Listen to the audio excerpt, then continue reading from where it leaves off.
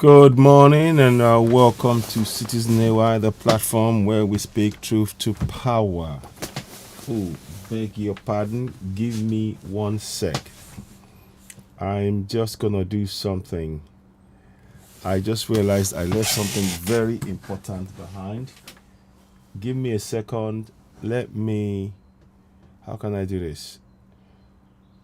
I want you to watch this for a few minutes and I'm gonna be back. Then I'll come back and replay it and we'll talk about it. 1 second, please. Currently being addressed. One of the immediate concerns, however, is the challenge of metering. We are working assiduously to ensure that all locations in the country are metered through the National Mass Metering Program. Discos that fail to perform will be sanctioned. The minister insists that meters are free and will not tolerate meter racketeering. These are the tools that will generate liquidity. How can we be selling something that will bring in the money? And it is the responsibility of the discourse. And the government is seeing that they are not doing it. We are not just folding our arms, but we are doing a lot to ensure that that stops. In 2021, reports showed that about 6 million Nigerians are unmetered, and that figure has hardly changed, according to the Nigeria Electricity Regulatory Commission, NERC. The ministry is looking to train about 5,000 meter installers, preparatory to the second phase of the National Mass Metering Program, gulping over 200 billion naira towards the distribution of 4 million meters.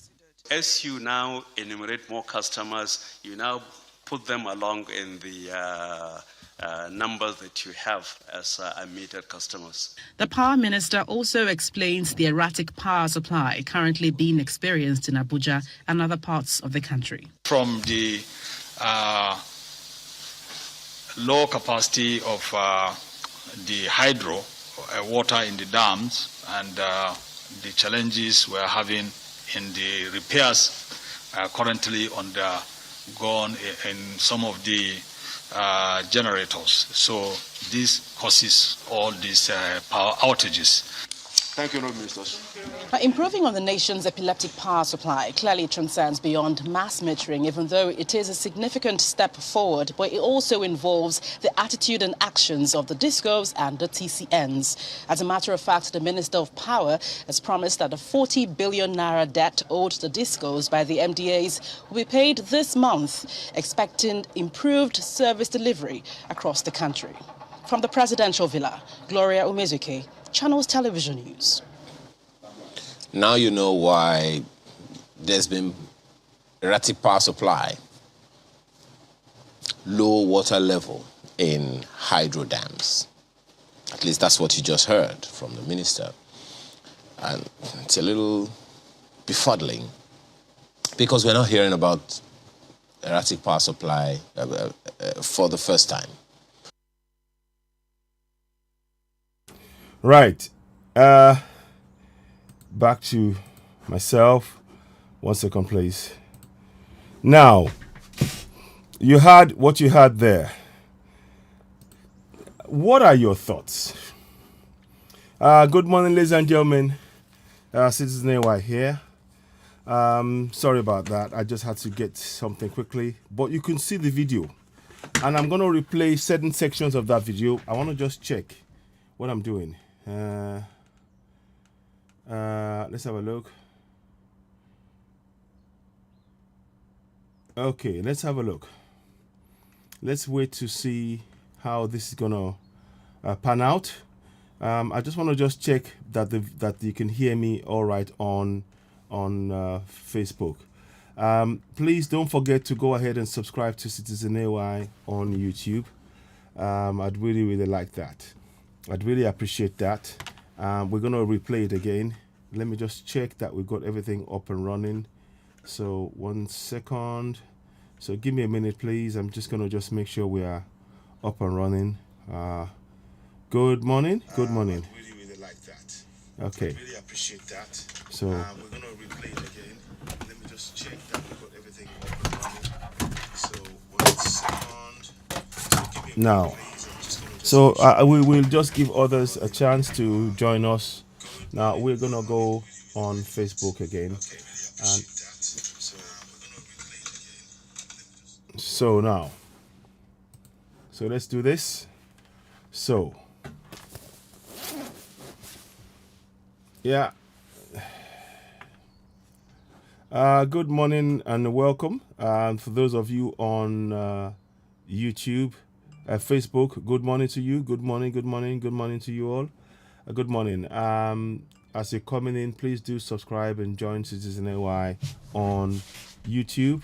We will endeavor to share the broadcast.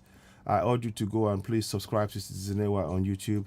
It really will make a difference to help us in that area, because what is going on right now is that we need to talk about a few things. There is so much things that is going wrong with this governance that it's a joke. There is no one area that one can point to and say, you know what? Kudos to this to the contraption Nigeria. Let's be honest with ourselves. We have to be honest with ourselves and say it like it is. There is nothing one can point to and say, you know what? Kudos to them for improving the lives of the citizens collectively. And the operative word is collectively. And that is what we really must focus in on. Many of us are too quick to support mediocrity. A governance, suddenly they went and said they were going to use I don't know how many billions to repatriate people back home. Billions. Straight away, I can tell you somebody has taken a cut of that already. That's what happens. And that is bad, unaccountable governance. For how long are we going to support bad, unaccountable governance? For how long? For how long can we do that? So please subscribe to Citizen AY on YouTube as you're coming in. I'd really appreciate your support in that area, because you can see what's happening on YouTube, on Facebook.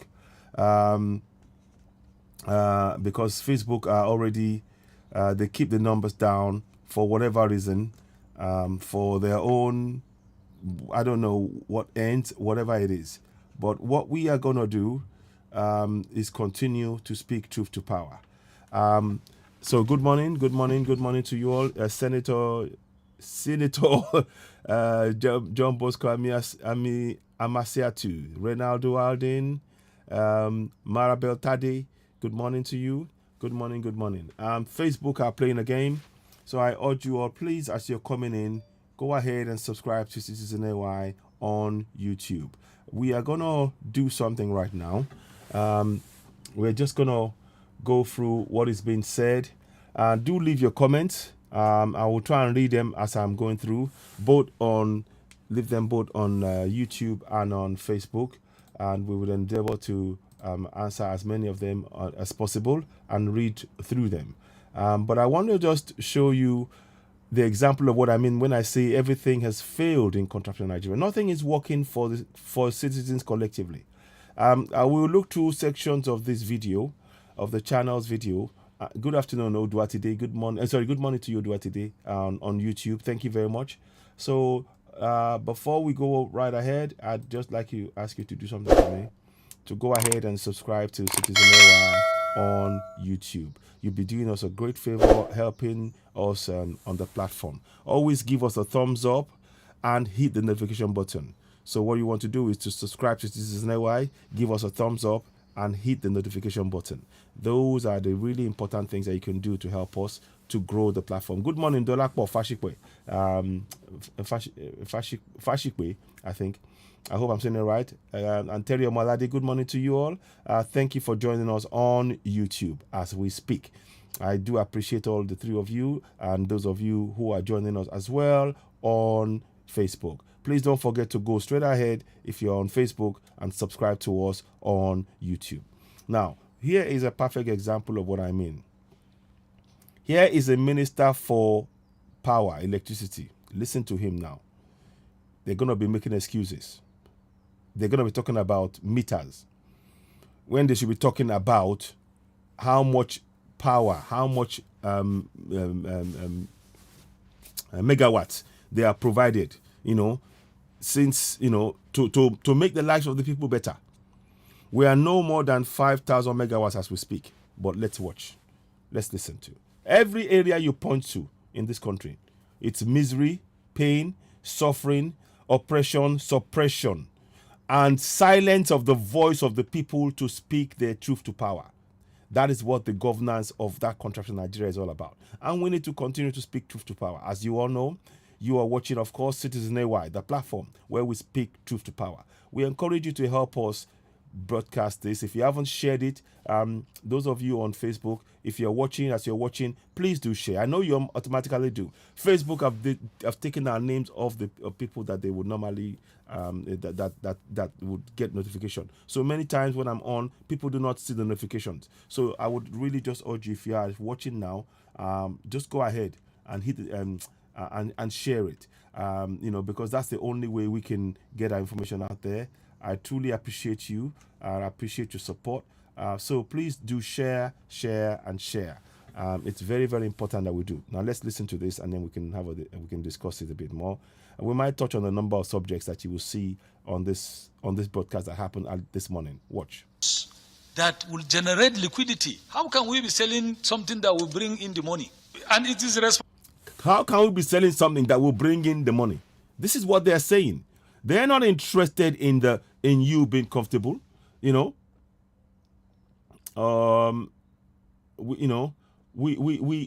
just keep telling everybody we're doing what we can. See, these are what I'm saying. A country where the nation doesn't hear the cries of the people. That's what we are reduced to. Our cries as citizens are totally being ignored. We are left to suffer. And this man is talking about bringing in the money. Listen. Responsibility of the discourse. And the government is seeing that they are not doing it. We are not just folding our arms. Let me go back to the guy's face that you can see there. Let me go back to the guy's face. That will generate liquidity. How can we be selling something that will bring in the money? You see, can you see his hand? How can we be selling that will bring in the money? The money. They're not interested in your well-being. These guys these guys should not be in governance. I kid you not. I do not hold back. They should not be in governance, because governance is about taking responsibility to improve the lives of the people. Governance is about you having been appointed by an elected official to work for their government. Your job is to improve, to make the lives of the people better, not to make it more difficult, i.e., meter without no electricity. And you do not talk. You see, all of the discussion that you will hear now has centered around metering, and very few minutes allowed to actually ask questions about the lack of electricity. Let me show you a little thing here. Let me go back. I want to show you something. Here's what I want you to look at. What is current? Let me just I want to just type in current, yeah? Current electricity capacity in Nigeria. Let me just put that down like that. Let's just do that. So 1 minute, I want to just show you. So we'll listen to his discussion, but I want to just show you we need to honestly. These guys, they have really reduced us, our people. They've made our lives, our combined lives have been made a misery by these people. We are in a place where it is an oasis, and they've turned it into a hellhole, a slave camp for 200 million citizens. And it is time we take collective action together. Now, I want you to listen to this, to see what I'm going to show you in Nigeria. Yeah, let me just show you. Now,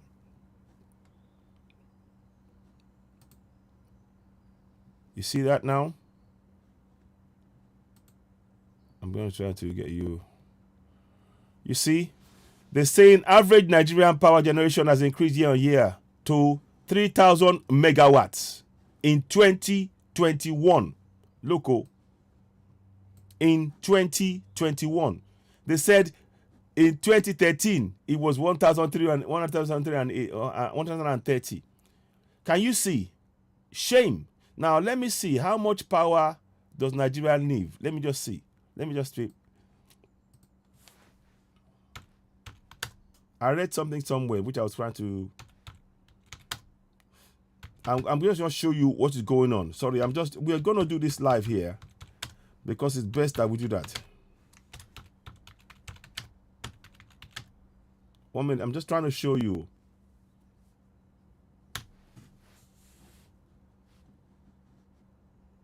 Can you see?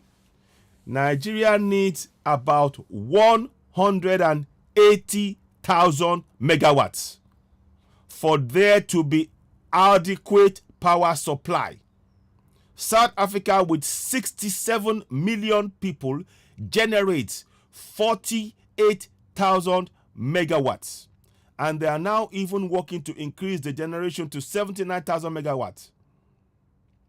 5150 megawatts was the maximum we generated since 1980. Can you see what we need? We are only generating tops 5,000 megawatts. And it's downwards now. And this is what we are talking about. So now let's go back and listen to that, to his excuse now. He doesn't, look, they will talk about, they will spend 4-5 minutes in this video talking about metering. And the minute they mention the megawatts, the meeting will come to an end and they will walk away. Is that the governance? Are you happy with this kind of governance? That's why I say the caption on what I wrote down here. Let me just read the caption to you for those of you who are just joining us. You know, the government of contraption Nigeria have long been engaged in deliberately impoverishing the citizens. Enough is really enough. Do you agree with me? What does that sound like to you? We are being enslaved in our own land. This is why we are justified. Crown Cool Larendo. Good morning, Omoboye Edema. Omoboye Edema. Good morning, Dedebola Aduni. Good morning, Fred Onome. Good morning, Oloko Latif. Good morning, Yeti Queen. Good morning. Well, it's been a while. Gideon Amusha. Good morning. Adekonye Olorunrewaju. Good morning. Omowumi Rabi Oluwole. Good morning. Olatunji Ojeroti. Good morning. Evangelist Follow Shut Up Toby. The best thing we can do, we cannot just, yes, we'd love to be able to send funds. But the thing is, what we need to do, all of us collectively, is to begin to address the issues that is holding us back. You see what you see behind me here? Let me show you. See what you see behind me? The resources you see behind me. We've been denied access to those resources. And that's the plain fact. The resources that you see the part of there's gold, gold, bitumen, gas, gypsum, phosphate, all iron ore. These are things that are very, very valuable and they can create jobs. There is no point somebody just saying, it's great you can help somebody in the short term and give them something now. Long term, we need people to come together to free themselves from the bondage that we're in. Because we have the resources. If we to separate that contraption today and the Fulanis go their way and we Middle Belt and Igbos and Yorubas go our own way, we will be fine because of the resources that you see behind me. And I want you to know that we've been led to believe that we're impoverished. I want you to also know that Israel has only 6 of the resources that we have, and they are looking for more. That they have to import resources that they need in Israel.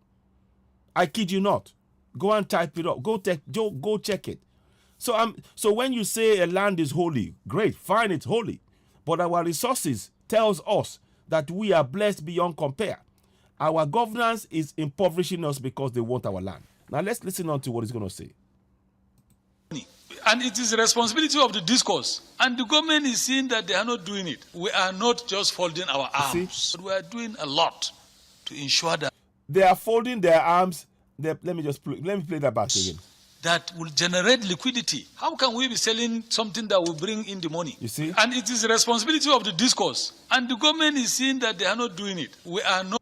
Look at the face of that guy. He is tired. Look at his face. What does that face suggest to you? The face of this guy is telling you he's heard this story time and again. He has had this, and I'm sure the guy I'm looking at, many of you will agree with me, he is a southerner. He is fed up of the excuses by successive, and I mean, I don't exclude any governance. He is fed up of the excuses made by the successive government that are always saying, oh, this and that, it's because of that, it's the discos, it's the that, it's the that one. We're not interested in your excuses. You are there to make the lives of the people better. You swore on oath to improve the lives of the people. You are telling us this APC government and PDP, the last government said they would improve it. This government said they would improve it. But Fashola said within 6 months that electricity will be up. It's gone down. We need 180,000 megawatts of electricity. Let me show you again. I'll come back to this one. And I want you to really understand that. I asked a simple question. How much electricity does Nigeria need? And here's what came back. Google is your friend. Don't take my word for it. It says here in black and white, Nigeria needs 180,000 megawatts for there to be adequate power supply. South Africa, with 67 million people, generates 48,000 megawatts. And they are now even working to increase it to 79,000 megawatts. What the maximum that we have generated since 1980 in contraption Nigeria remains 5,150 megawatts. Please tell me, for how long are we going to be in this situation? How long are we going to accept this? This is why we are talking about a referendum. If you cannot govern us, let somebody else come in and do it. Let us go and find our own way. Please, ladies and gentlemen, as you're watching, I really would appreciate your help. And subscribe to us on Citizen AY on YouTube. We'd really appreciate your support. I know there's a lot of things that's going on, even on YouTube. There is restrictions on the things that I do share, because they say to me it has to be some sort of what's the word they use, ad friendly and all of that. But that's fine. Yes, we can be ad friendly to a certain extent. But what we're saying is this: it is very, very important that we speak truth to power, because we need to change. Improve the lives of the coming generation. We have been oppressed and suppressed in our land for so long that many of us we've been psychologically conditioned to accept bad governance as a way of life, that we have nothing to say, and that it reduces you to praying for what you can get yourself. Do you know that those people who ask you, the people that came to give you the Bible, they come to your land? The people that give you the Bible and the Quran, they come to your land and they take your resources, they finish it and sell it back to you. That's what's happening. That's what is happening. And look, we need 180,000 megawatts for there to be adequate power supply. But how much are we producing? 5,000. 5,000. Isn't that something to be ashamed of? Isn't that these are reasons that why we are going for referendum, and I will list it one by one. I'll be continuing to show it. Please do subscribe to Citizen AY on YouTube. We truly appreciate your support, and we just want to. So go ahead, click subscribe. So let's go back again. Let's continue on. So now, based on what I've said, I've told you we need 180,000 megawatts. I just typed it on Google. It comes up. What do we have? 5,000 megawatts. Tell me, this has been the same for successive governments. The plan is to actually keep us in darkness. Nobody can dispute that now. I'm sure you cannot, even you, those of you who are supporting this contraption, I bet even you will not be able to support this. Sorry, one minute.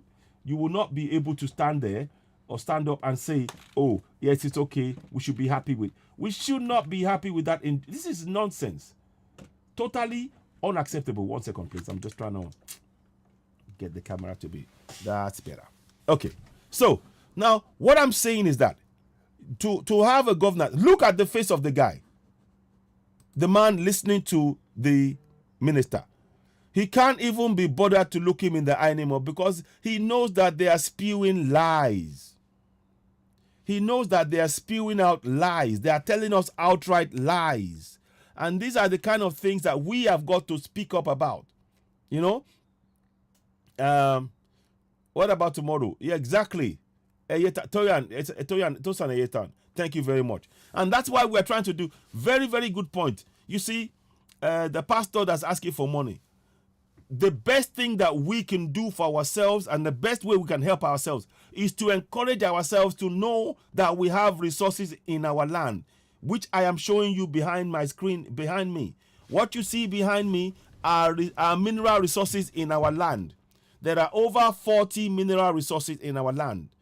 Somebody told me that Ebonyi and I think Osun State have one of the largest reserves of I think it's Osun State of mineral resources. In all the states, 30 each or something like that.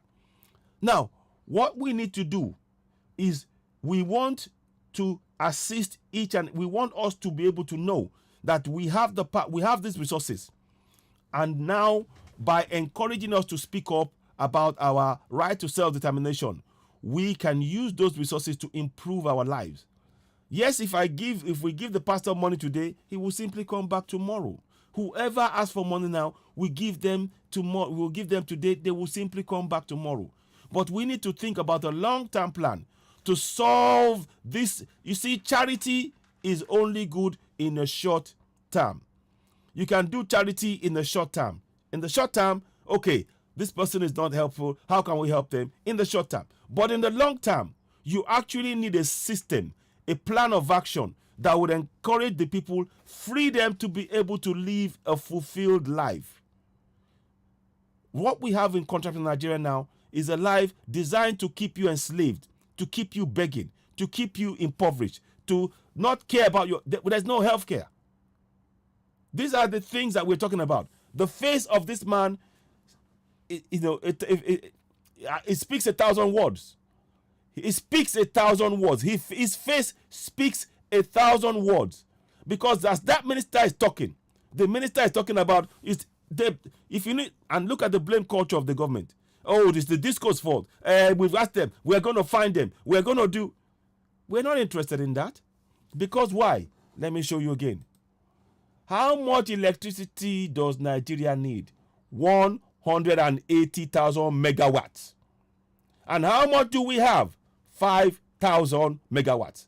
Now, you will notice that none of the aspirants who are saying I'm going to go and run for president, they will never go anywhere near electricity. When you talk to them about electricity, they say, oh, we'll fix it.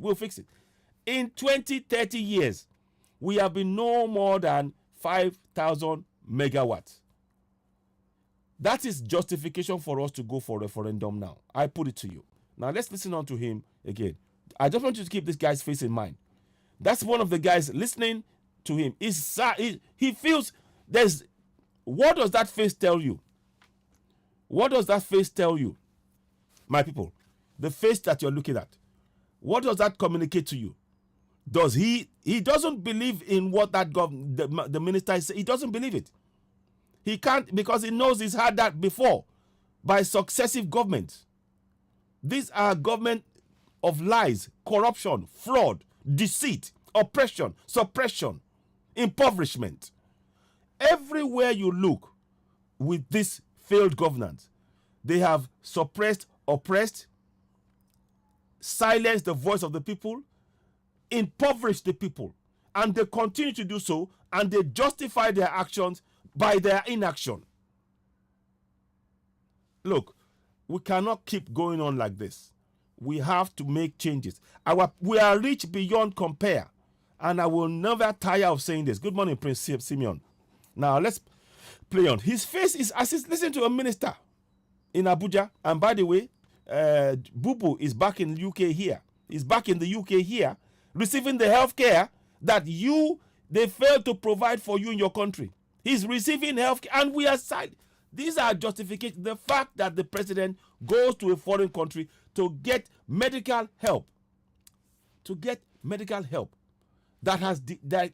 his government has denied you, is evidence of why we should go for referendum now.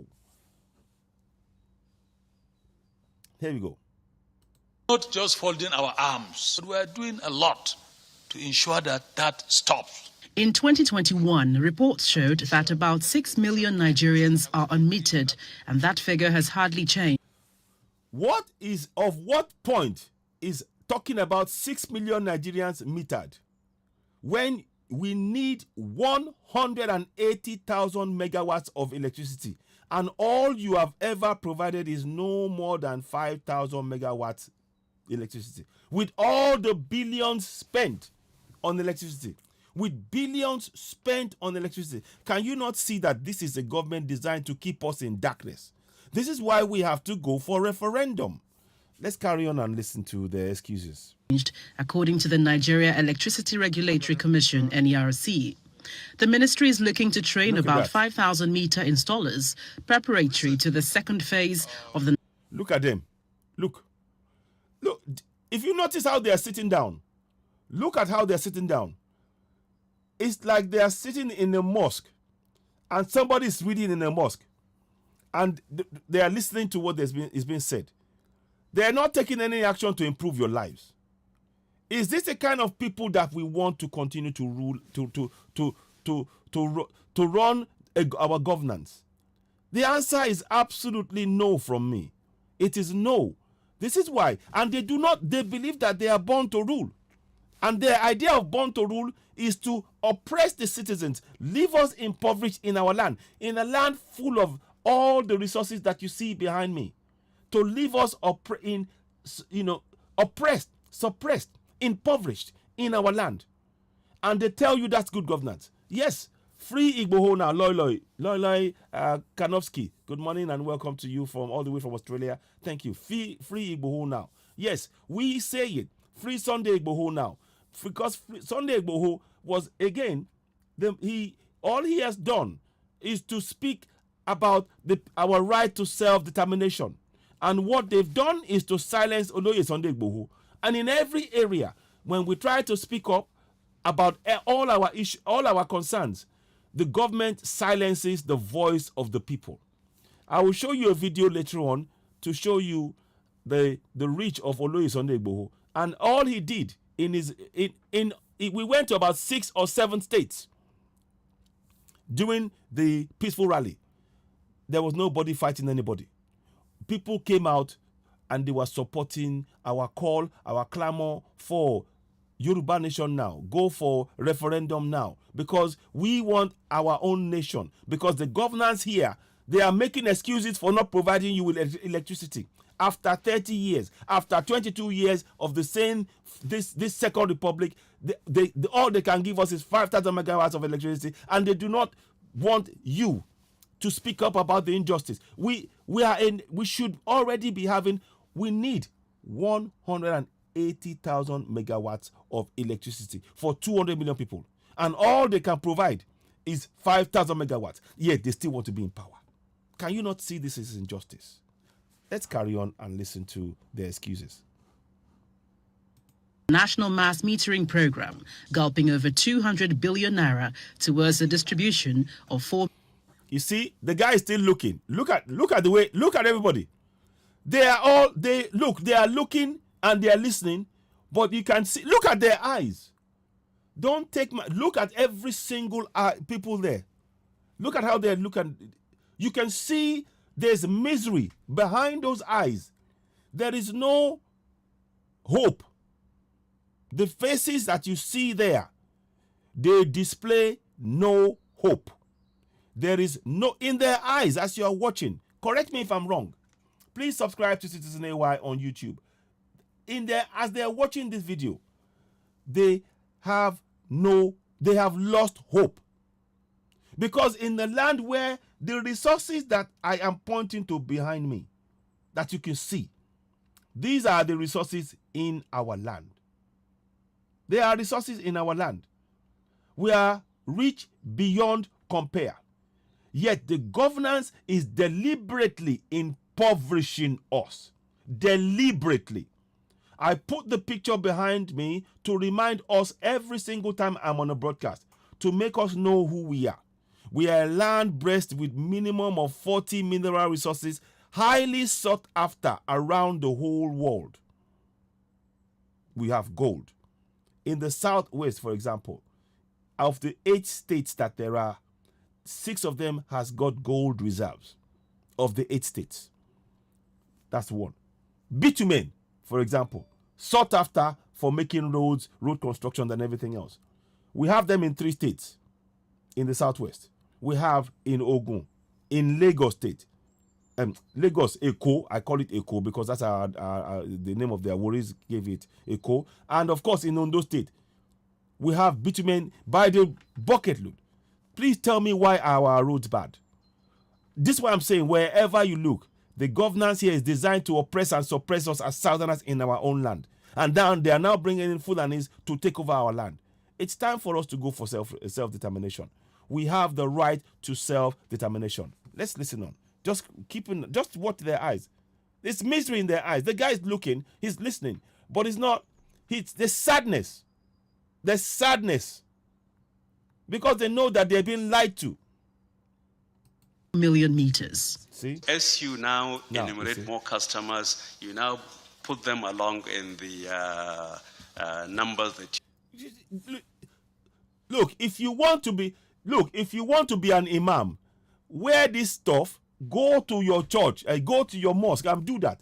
But you cannot be putting this on and be failing to provide us with electricity. And you think because you dress in your normal native attire that will make a difference. You're not improving the lives of the people because the core thing you're supposed to provide, this is what you should provide.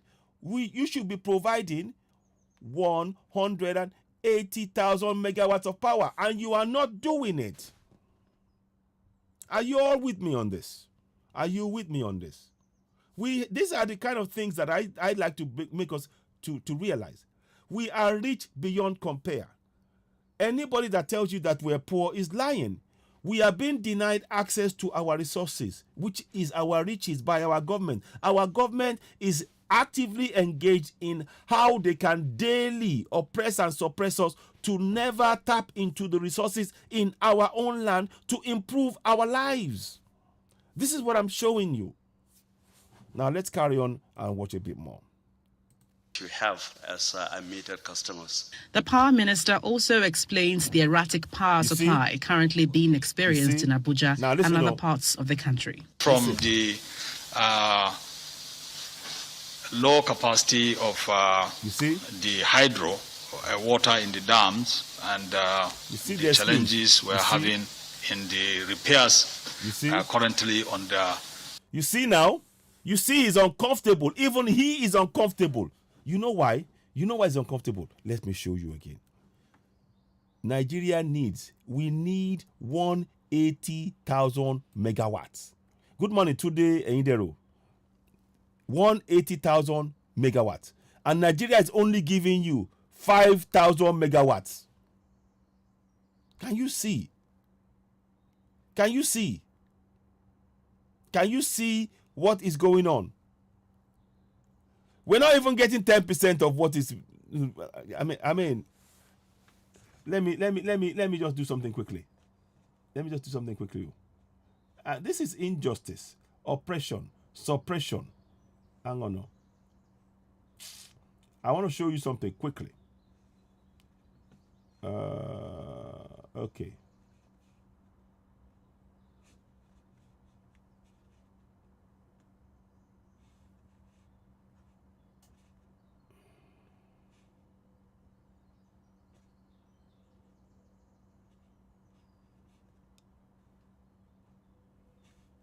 Yeah, we're not even getting 10%. It's crazy. I mean, this. I don't even know what to say.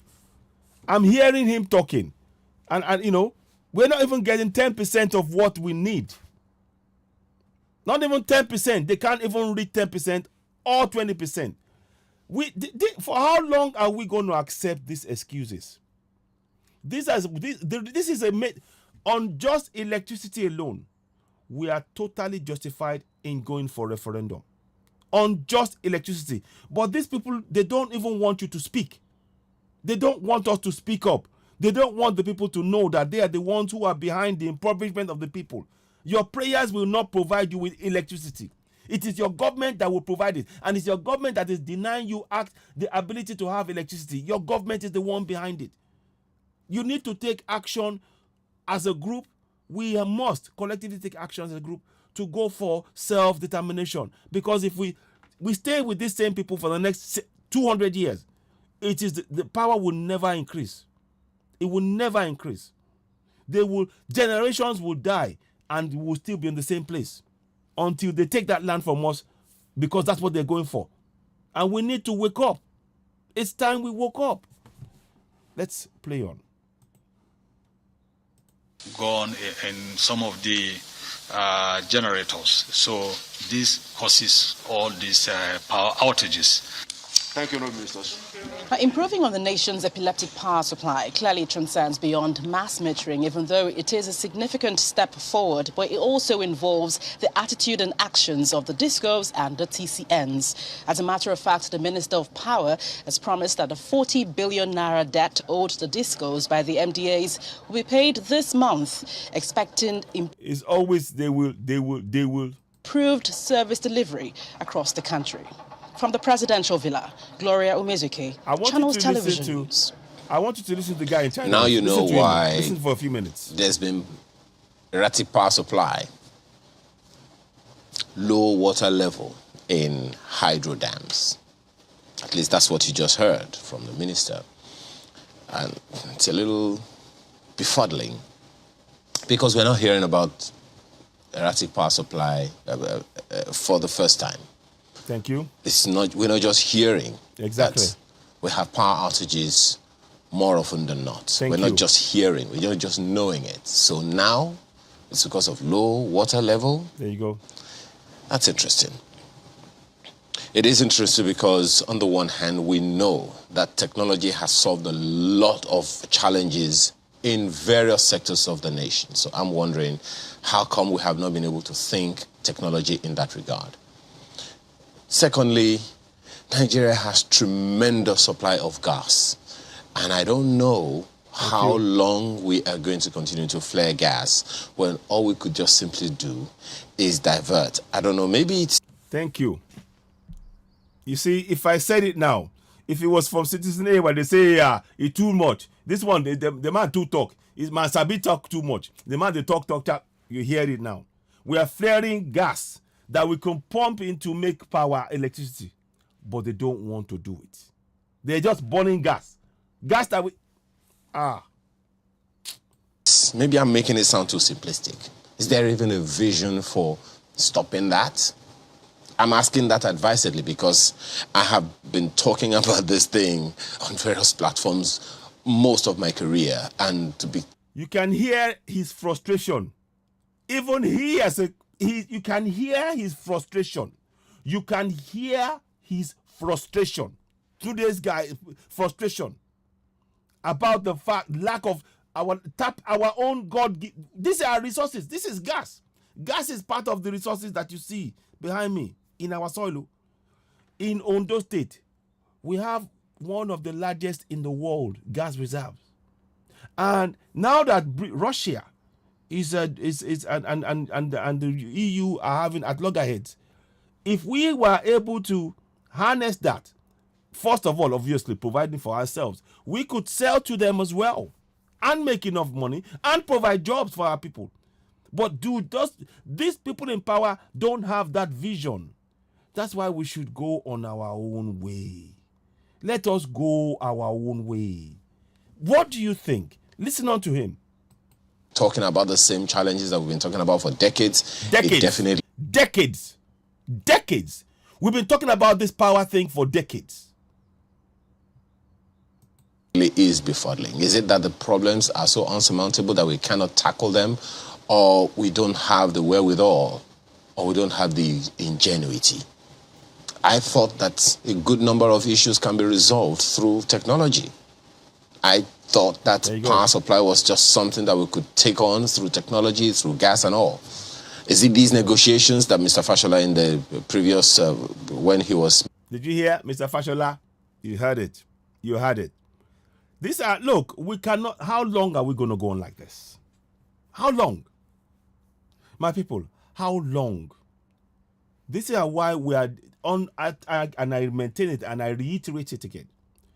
Just on the issue of electricity alone, we are already justified. We are totally justified to go for self-determination. We must. We have to. For the coming generation, we cannot continue to allow this to go on.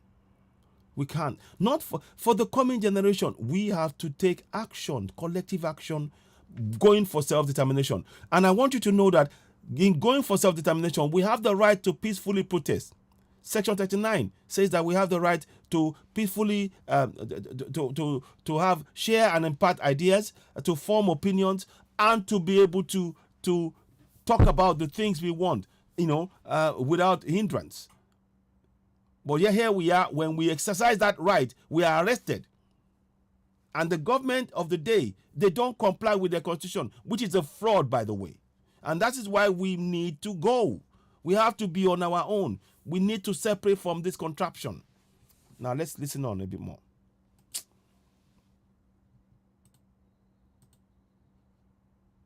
Minister of Power as well said we needed to renegotiate the entire privatization issue concerning the... Is it not the same people in government that will go and open companies?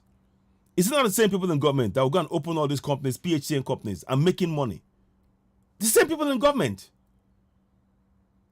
It's not hearsay. Just like in the petrol sector, the same people in government will open companies and they fraud. We have no petrol. Whatever sector you look at in this country, in that country, it is about misery, pain, suppression, oppression. Abi a lie. Abi a lie, my people. Abi a lie. Eh? These are we are tired of it. Aren't you tired of excuses? We are so blessed beyond with their flaring gas that they could use to tap and make electricity. They are impoverishing us in our own land. That is enough evidence of us going for self-determination, because they're not looking out for the interest of the people that they want to come and vote in any elections. It's a this is fraud all the way. Power sector in the country. What are the issues that we don't know about? Just recently, we heard that the federal government went to talk about this power sector issue again with this German company and with Siemens. And now we're still talking about this low water level. Indeed. Let me not be the dead horse. Let's take on the issues for the day. So there you have it. That's just one sector there. Again, I want to remind you, on top of, aside from even gas flaring, we need, well, not aside, gas flaring is part of it. I want you to know, on this program, on Citizen AY, the platform where we speak truth to power, you can take it from me that our needs are not being met by the people in government. That is an undisputed fact. An undisputed fact. We need 180,000 megawatts of electricity, and the people, the looters in power, the crooks in power, only provide us with 5,000 megawatts. Not even enough to power a small town in the UK. And that is the failure of governance. And that is a justification in of itself alone for us to go for self-determination. Because after 25, 30 years of the same promise, of the same, we haven't moved from one spot under this successive bad governance in contraption Nigeria. We must go. We have to go our own way. I am calling on my middle belt brothers, my Igbo brothers, my Oduduwa brothers, all of us. We need to wake up, join hands, and go for self-determination. And I want to encourage you that you can and know. I want you to know that it is within your right. We need to be telling everybody that when the police come to arrest them, let them refer them to section 39 of the Nigerian Constitution, which I'm going to show you right now. We cannot be silent. In Ukraine, with the bomb, with bullets in front of them, people are standing in front of tanks in Ukraine. Yeah, let me see. I'm going to put it now. Sorry. You've seen the video that in Ukraine, people are standing in front of tanks, guns, and saying, no, this is our land. We don't want to leave.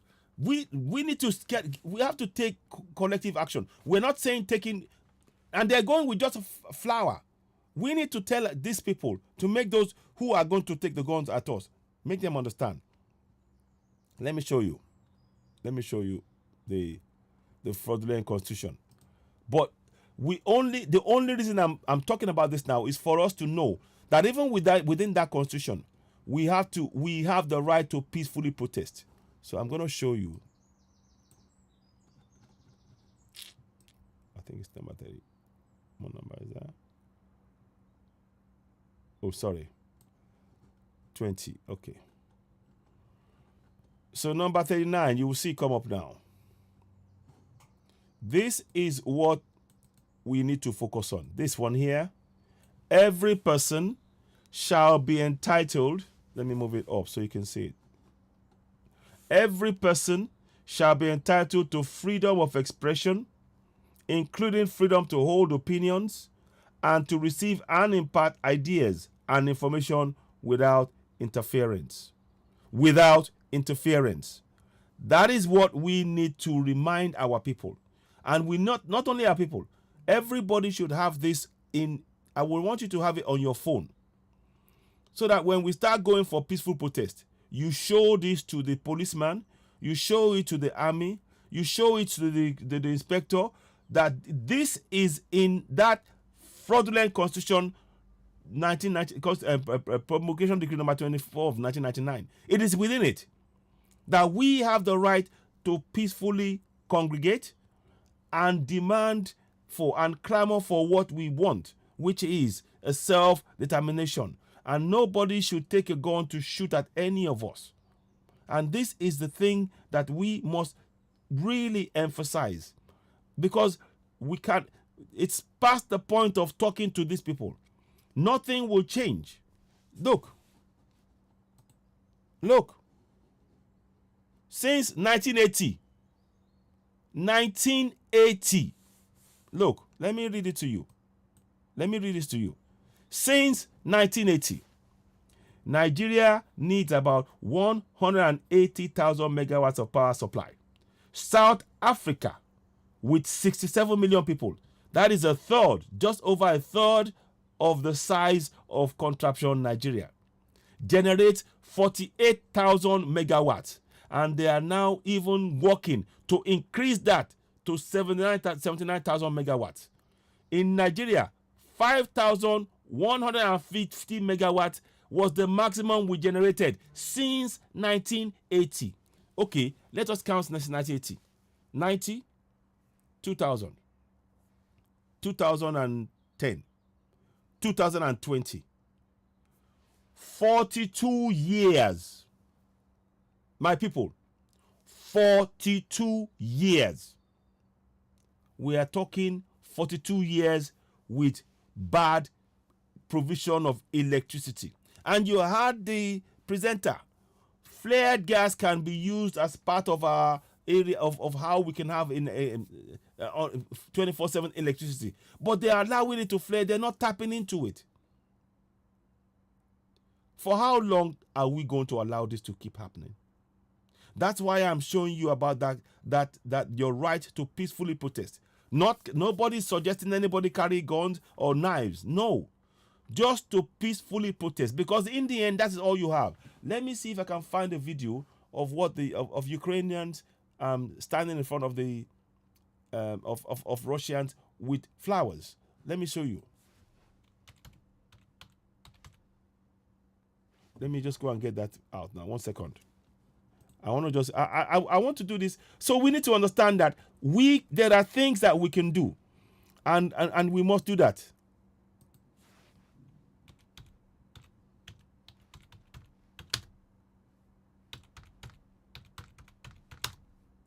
So let me see. I'll show you now.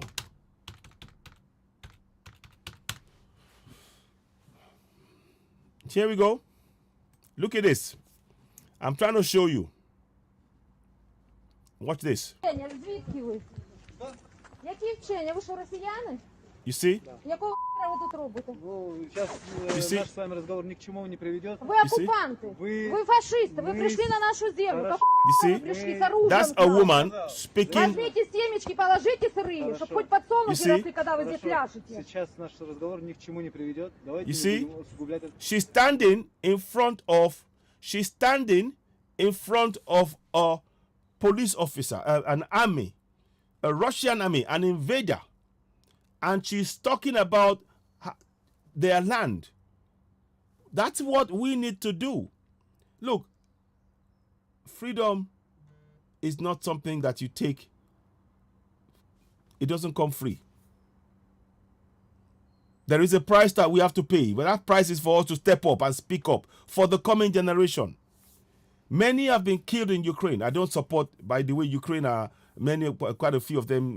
We've had many horrible reports about Ukrainians being racist to black people.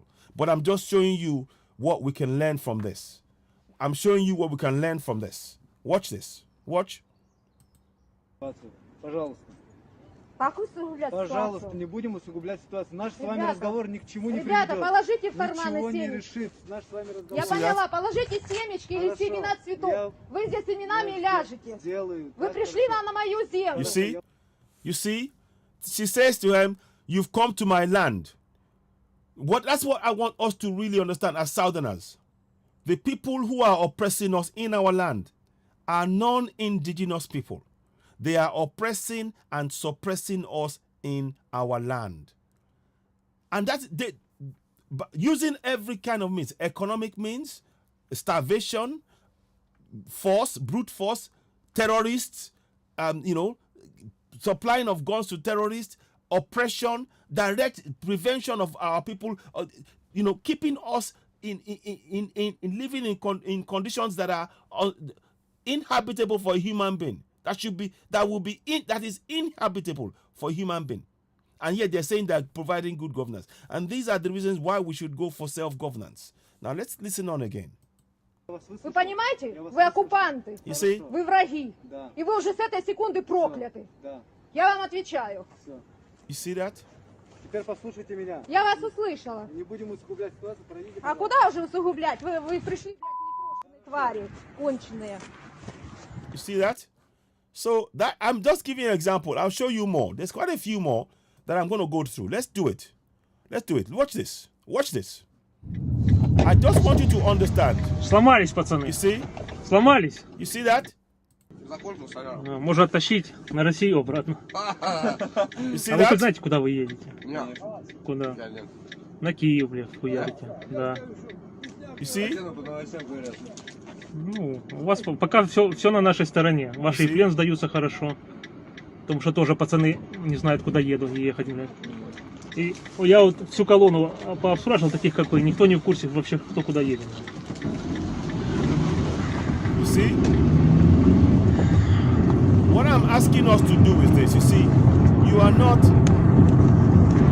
Look at that. You see? They are in their own. I'm just giving examples. Please don't. It's not about. I just want us to understand what it takes. Now, watch this. There you go. Listen to this. You see? What I'm asking us to do, what I've just showed you now, let me bring you the other part of it. Have I got it here? No, I haven't. What I'm asking you to do is to take the Constitution. I'm going to quickly, if I can find it, have this Constitution, have it on you. it boils down to, because we need, our governance have made sure by making us, they're silencing us from speaking up. If we don't speak up, if we do not speak up, then we will not be able to make the changes we need to make. Our voice is literally our strength. Our voices, our combined voices, is literally our strength. And the government don't want us to speak. They want us to behave like they want us. They are trying to condition us to be like cows. When you hear the cow, he can't talk. But we have a voice. And I'm showing you, again, under section 39 of the Constitution, the same Constitution that they're using to oppress us, within there, it states, every person shall be entitled to freedom of expression, including freedom to hold opinions and to receive and to impart ideas and information without interference. Now, they're confronting us with guns.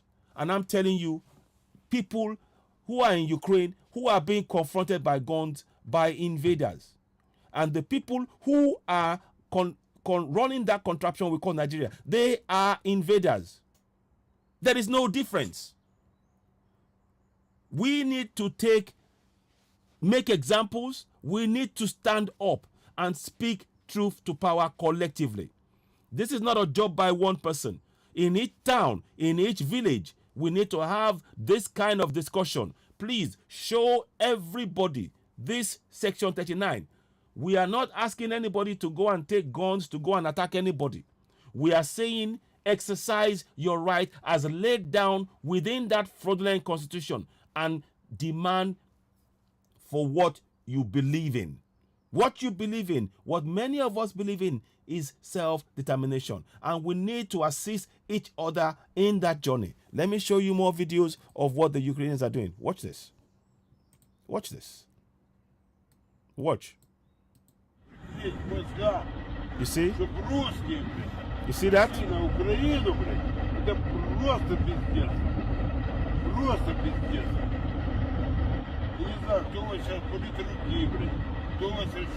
You see that? Can you see? He hasn't got any guns. He hasn't got any guns. They are invading his land. It's the same thing that we face. He knows that he may lose his life, but he's not threatening them. He is simply talking to them. And that is what we need to be doing to our police officers. I know they've been trained. These guys have been trained. They've been trained to go and kill.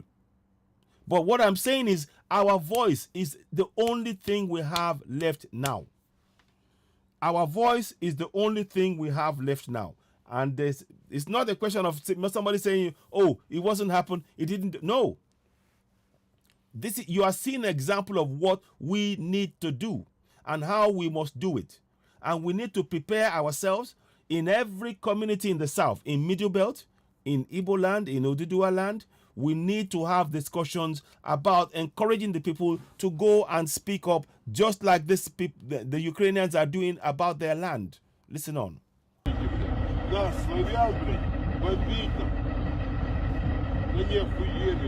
See that? See, they got tanks everywhere, but they are standing their ground because they believe in their land and themselves and their coming. What they are doing, they are fighting for their coming generation. It's not about them. It's about their next generation. They are standing up for their next generation without a gun. We've been so conditioned as a people in the South to fear itself. What we need to do, what we are asking for, a government that failed. Remember, every time, tell the policeman, tell the army man that the government have failed to provide 180,000 megawatts of electricity that we need. We only have 5,000. Even they will be ashamed. When you are saying it, they will be ashamed to look you in the eye because they know you are speaking truth to power. This is how we begin to empower ourselves. In our communities, please, I would ask you, if you want to cut clips of this video that I'm doing and share it, do so.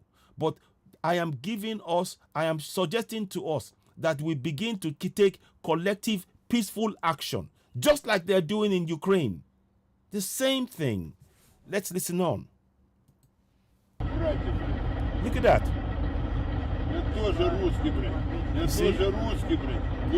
You see that? You see? You see that? The man is not with any gun. He's simply talking to them. Now, do you say they go? These guys have been trained just like the so-called Nigerian army. They've been trained to kill. But what we need to do, we speaking to them. We need to do this, and it is, make no mistake, this is a risk that we're taking. But if we are quiet, we are taking an even worse risk. Our land will be gone. So this is the time for us to work collectively together. This is something that we need to do together in our communities. We need to, they're shameless. But look at what is happening in Ukraine. I'm showing you what they're doing in Ukraine. They're in front of a gun. They're speaking to them without anything. Because they look, for us to get to the point to go and speak and go and protest, we have nothing less to lose. People are hungry. Yesterday, people were telling me that a man went to the shops in Lagos, went to the shops to buy food, took one of his child, and left the child with the woman as a payment for the food.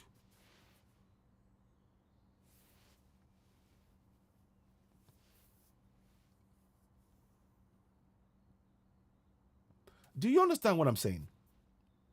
Does it make sense what I'm saying? A man trying to feed his family took one of his children to the market, bought the bag of gari. They asked him, he said a bag of gari, left one of his children with the woman selling the gari, took the gari home to feed the rest of his children. If we do not start talking now, when are we going to talk? If we do not start exercising our right, just like they are doing in Ukraine, if we do not start doing that, when are we going to talk? Are we going to let fear paralyze us to such an extent that we die and we do not speak our own truth to power? For how long are we going to allow this to happen? This is one way. I am not saying violence. The Constitution guarantees you what I'm saying. Every person, I want everybody, I will suggest that every community have this on your phone, or even have a printout of this. Print it out. Have a picture on your phone and show it to the police. Make it into I'll do a picture format of this, and I'll ask you to share it round. And in fact, I'm going to do one now. I'm going to put it on the screen because I don't believe in just talking alone. I don't believe in just talking alone. I want to take collective action. And I'm doing it, if you're going to say something, then do it as well. So I'm going to share it on the screen. You will see it come up in a minute. And I want you to, and I'm doing it in 2 languages. I'm doing it, and I'll try and do it in broken as well. So I want you to, because this is something that I want you to really understand, that if we do not take collective action, nothing will change. Now, let's go and do this now. So you will see it come up. Just bear with me. You will see it come up. But we cannot be silent in the face of this injustice anymore. We truly cannot. This is gone on long enough. So I want you to print that out. Not print it out. Just put it out on the picture on your phone. Have it on your phone and start showing. Go to meetings in your local area. Go to meetings. Show them the video of what the Ukrainians are doing. And saying, you know what, we are going about peace. Our government, tell them, remind people that your government have failed to provide you with 180,000 megawatts of electricity. The maximum they've done is 5,000 for 42 years. 42 years.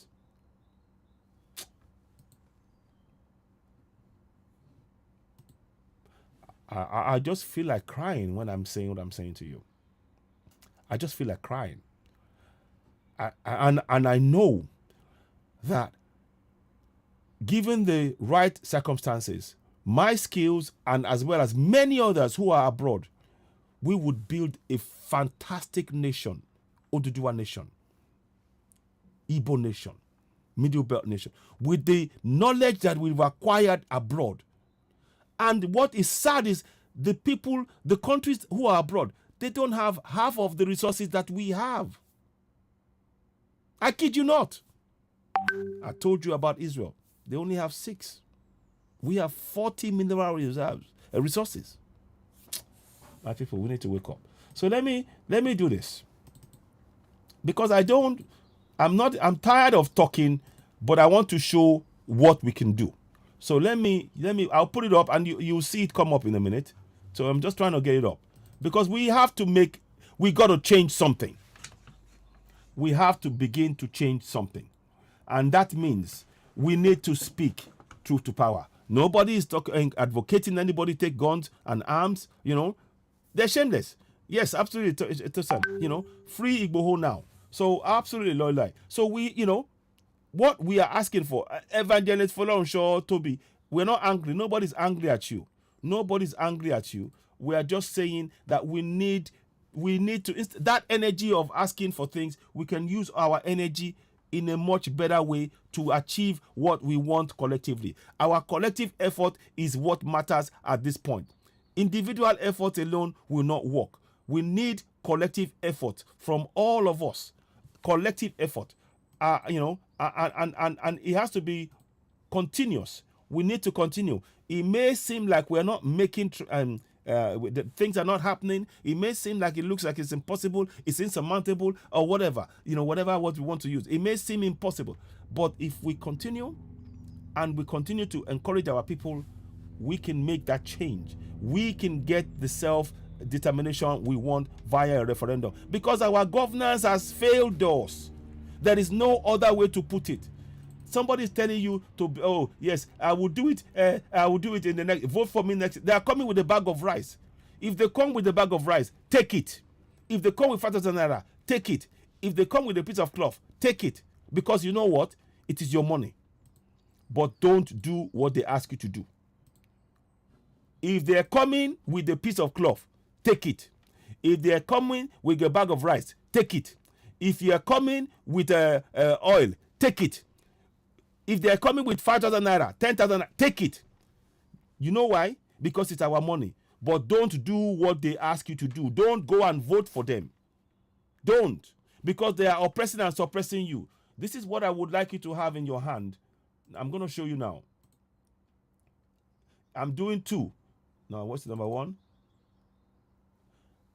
That's the one in Yoruba. This is the section 39 of the Nigerian Constitution in Yoruba, and I'm going to read it to you. Olúkúlùkù ènìyàn gbọ́dọ̀ ní ẹ̀tọ́ ní sí ẹ̀tọ́ olúkúlùkù ènìyàn gbọ́dọ̀ ní ẹ̀tọ́ sí òmìnira tí ọ̀rọ̀ sísọ pẹ̀lú òmìnira láti di àwọn èrò láti àti láti gba àti fífún àwọn ìmọ̀ràn pẹ̀lú àlàyé láìsí kíkọlù. That is I'm reading that to you in Yoruba language. Free Igboho now. Now, Citizen AY, you can take this, put it on your phone. What is on the screen?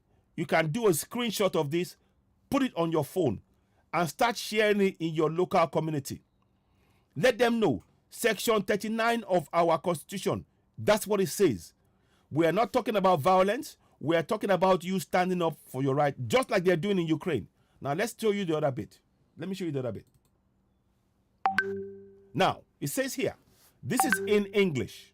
This is in English. Again, you can screenshot this. You can screenshot this. Keep it on your phone. In your communities, you can share this. It says, every person shall be entitled to freedom of expression, including freedom to hold opinions, to receive and impart ideas and information without interference. Igboho did nothing wrong. Free Igboho now. I am saying this because we must begin to have confidence that we can change our situation. So these are 2 things you can do. I'll bring it back again before I go again. And that is what you see there. The words are here, and I will translate it to broken as well. I might even do it whilst I'm on air. I'll try and that will take a bit of working. I've got to work that out to see how to do that in broken English as well. But you can do it in your language, in Igbo language, in Middle Belt. Those simple things. Let me show you again. Put this on the phone of everybody, so that when they get to when they're peacefully protesting at the to the police, when you're protesting, you tell them we are coming to protest. Here is what it says in the Constitution. Please, we do not want to be shot at. Even you should know this is within our Constitution, and we need to speak up. We have to. That is the only thing we have left. If we do not exercise that, we cannot make the change we wish to see. And it has to be done collectively in every community, in the Middle Belt, in Igbo land, in Yoruba land. This is a solution to our problem. It doesn't solve it immediately, but it gives us we need to know that we have that right. And our people don't know it. And this is why we are talking about this on air. We are repeating this. Take a screenshot of what I've just put it now. Screen grab it. Screen grab it. Share it. Put it on your phone. Screen grab what you see now. Share. You can do that. Share it to family and friends. Do a printout on paper and put it on a wall. These are things that we can do. We can help ourselves to make the change. Now, let's so that's the Yoruba version. Let's do the English version. This is the English version. Again, screenshot this. Screen grab it. Go ahead. Screen grab this. Take it to your communities. Every community, let them have a copy of this. Let them read it to them. Let them know that they have the right in our Constitution to go for peaceful protest. I will come back again. I will talk about this. But let me now go back to what I'm showing you. This is in Ukraine. The guys, they're protesting even with guns, facing guns. And that's what we need to do. I am sorry, we have to do that. Here we go. Look at this. Can you see? You see that? You see? This is what they're doing in Ukraine. I'm not saying they are not taking any guns. So nobody can tell me, nobody can come and say to me, Citizen AY is promoting violence. No. We are promoting the people speaking up for themselves, exercising their democratic right as so-called, as that they're, I won't say democratic, constitutional, because we're not a democracy, exercising their constitutional right. That's just like they're doing even in the face of guns in Ukraine. Watch this. Watch. Watch that. You see? You see? You see? You see? You see? You see? Мы безоружные! Фашисты! They're saying we are unarmed. We are unarmed. We are going to have to come to that point. We are going to have to come to that point. Again, I reiterate what I'm saying. I am not saying for anybody to go out with any guns. We don't need to do that, but it is a risk. It is clearly a risk to go and face somebody without guns. But what we have now, if we are silent, if we do not start taking collective action together in our communities, it will be taken over by the Fulanis. They are already sending Fulanis into our communities who, they say, once they can speak one word of your language, they now see them as a Yoruba person. They see them as an Igbo person. They see them as a Middle Belt. And they can vote. And these same people will be given guns to chase you out of your place. The time for us now is to stand up. We need to stand up and ensure that we put a halt to this by going for referendum. The Fulanis can go and live with the Hausas, but our land, our resources, it's time we use it to benefit ourselves and our coming generations. Let's continue to watch this video. Look at that. Can you see? He's firing in the air to scare them, but they don't move. We don't just go and do this. We need to have discussions in our communities about to make this step. This is not something you just do on your own. This is not. I don't suggest anybody to stand up on their own without doing this. We need proper planning.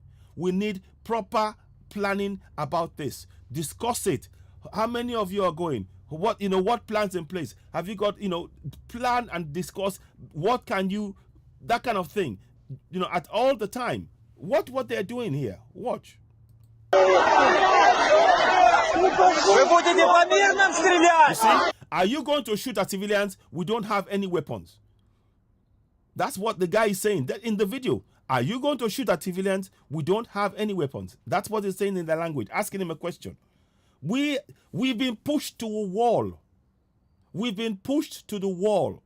And now our only option is our voice. Our voice, combine voice together and demand. A government that cannot provide 180,000 megawatts of power.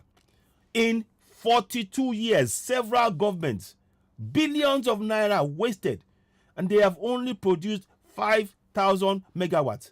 South Africa has got 67,000 megawatts. They're going to try and go to 79,000 megawatts.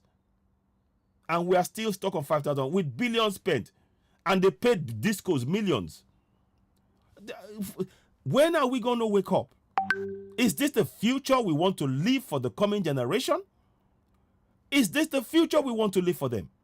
Let's continue to watch this. You see? У нас нет оружия! You see? You see? You see? You see? You see? The people were afraid, but they stood because they know the choice. They will get killed anyway, they're saying. But if they at least they speak up whilst they, for what they believe in, that can change something. I'm not saying that we need to think about this in each and every community in the South. We need proper discussion among ourselves. We really do. Because this governance, what they are doing to us, we are being suppressed in our land. We have the resources and they are restricting. I've told you before, bitumen, we have it in 3 states in the Southwest alone. In one of the states in the Southwest is the second largest reserve in the entire world. Yet our government is importing bitumen every year. It is one of the highest imports that we import into the country. It makes no sense because by importing what we have, you are denying the citizens the jobs. We cannot continue like this. We truly cannot continue like this. Let's watch on.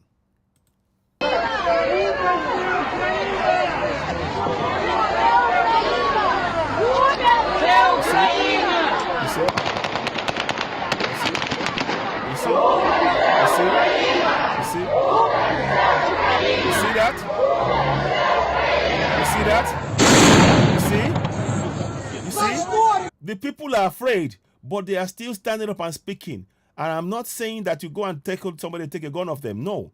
What I'm saying is that we are being oppressed in our land. We are literally we are slaves in our land. The government is using guns, using terrorists, using economic strangulation. They close the borders in the south and all the borders are open in the north. They're telling their Fulani brothers that they're welcome to come into our country. The amendment of the law is to benefit Fulanis. For how long are we going to remain like this? For how long, I'm asking? For how long? For how long are we going to entertain this kind of injustice? For how long? So I'm asking you all to please look at what is being done in Ukraine. Let's learn something from that.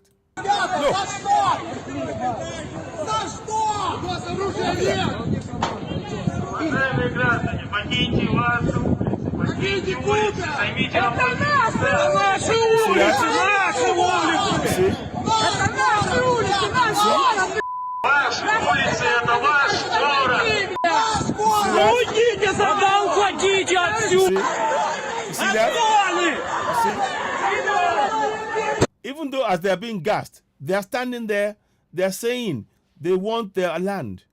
We cannot be, silent. If we are silent, our silence will mean that we've given them, we agree for them to continue to oppress us. We need to speak. The only thing we have left now is our voice. They've oppressed us. They've killed our farmers. Our lives mean nothing. No Fulanis jailed. The only thing left that we have now is our collective voice.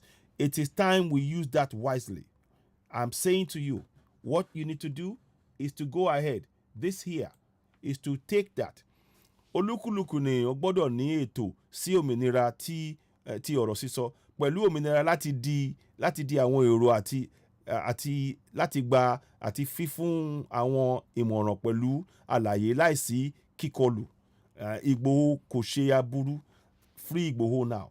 You know, that's in my language. Again, we did it in English. So that this I propose and I strongly suggest. This is it. Is it? Yeah. Every person shall be entitled to freedom of expression, including freedom to hold opinions and to receive and impart ideas and information without interference. Igboho did nothing wrong. Free Igboho now. And at this juncture, let me play you a video of Igboho to exemplify what we said. Not that one. Is it? 1 second, please. I'm just going to get that to you now. So I'll come back. I'm just emphasizing really key points here. Good morning. No, sorry, not that one. Sorry, not that one. Sorry. What island are There we go. Navy blue check. Jakama. See? Jakama. See? Jakama. Jakama. You see? Jakama. You see? That's Igbo. If you look at that, that's millions of people around Igboho. Igboho was advocating and is advocating and continues to advocate, just like I am, for the people's voice to use their voice. Notice there's no guns in that picture. There are no guns. There are no guns. So nobody should be, he should not, there is no reason for the government. That's the evidence right there to the entire world. We present to you evidence of the fact that Igboho is about peace, about getting these people the right to self-determination. Igboho is about peace, not about violence. Igboho is speaking for the people, just like I am, just like many countless of us, social people of us, myself, Mayego, and others on social media are speaking up about our right to self-determination, our right to exercise our the right as laid down within the constitution in contraption Nigeria. Listen on. The land is too much. The land is too much. See that? The land is too much. The land is too much. Jakama. Let's go. Look at people. That is what we need to come out. Navy blue check. This is what we need to do. We've done it before. We need to do this again in a peaceful manner. We've done it before. We should be able to do this across all the states in the South. Peacefully. Peacefully. Peacefully. Peacefully. Peacefully. And the only thing we have left now is our voice. If we continue to allow this injustice to go on and oppress us, we will be slaves forever in our land. Now is the time for us to speak. Just like, I'm showing you again. Watch this video. What island are black? Navy blue check. Jakama. See that? Jakama. Jakama. See that? Jakama. That's what we need to do. Jakama. That's Igbo. That's what we need to do. That's Igbo. Igbo. I'm getting confused. The land is too much. The land is too much. The land is too much. See? The land is too much. And we demand that he be freed. In that shot, you will not see a single gun. Not a single gun. You see? Let's go. What island are black? Navy blue check. There's not a single gun. And the government have no right in silencing a man that's speaking up for his people. We must all become Igboho. All of us. We continue to advocate for and demand that Oloye Sunday Igboho be released. But I want you to have this on your phone. What I'm showing you, you can do a screenshot of what I've just showed you now. You can do a screenshot of this. Have this on your phone. Do a screenshot of that message. Have it on your phone. Share it in your community. Let your people know that they have the right to peacefully protest. Because our government, a government that doesn't provide you good roads, no electricity, no water, no light, no schools, no bridges, no safety, no security. You have the right. The only thing left that you have within your power is the power to peacefully protest. That is the only thing. prayer is a waste of your energy. I'm telling you, prayer right now is a waste of your energy. What you need is to take collective action. This cannot be done by one person alone. We cannot leave it alone for Oloye Sunday Igboho, and we continue to advocate for his release. The video I've showed you is of evidence to the federal government and to the entire world to show that he's a man of peace, encouraging his people to speak up for their self-determination via referendum. That is all he's done. In fact, Fulanis have been the ones using. There's a video I played some time back. They shot at Oloye Sunday Igboho 2 or 3 times. They shot at him. But those who shot at him, they haven't been arrested by the government. Those who shot at Oloye Sunday Igboho at Seriki's house in Ibadan, I reiterate, those who shot on live camera have not been arrested. Did you hear me? Those who shot at Oloye Sunday Igboho in his when he was in Igogon, those who shot at Oloye Sunday Igboho, to date, none of them have been arrested. Because why? Because they are Fulanis. And this is why what I am saying to you, the only thing we have left now is our voice. We have to use it. Let's carry on. I'm going to bring this again. I'll remind you. Now. You see that? You see? You see? You see? You see? You see? You see that?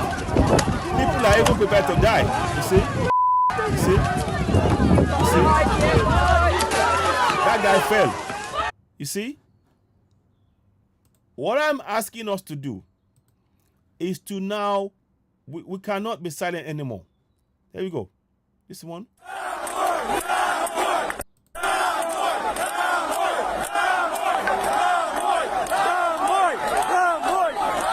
What's that? You see? It is time. It is time. I beg my people, make a spin, make a yarn, You see video waiting at the show now so. You see the video where the show now so. Una good no money no my people. I beg no vex. I want take time talk small, make a talk small broken.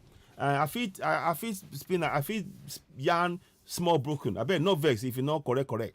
Because I know say I get some my people way day for ground we be say that broken when they yarn now you go know say na proper conk pidgin na they speak when I get them you hear them so wetin I want to be say the only thing where we get the thing where we get now will remain now our voice our voice I want make all of una know say e dey inside our constitution. May I show una.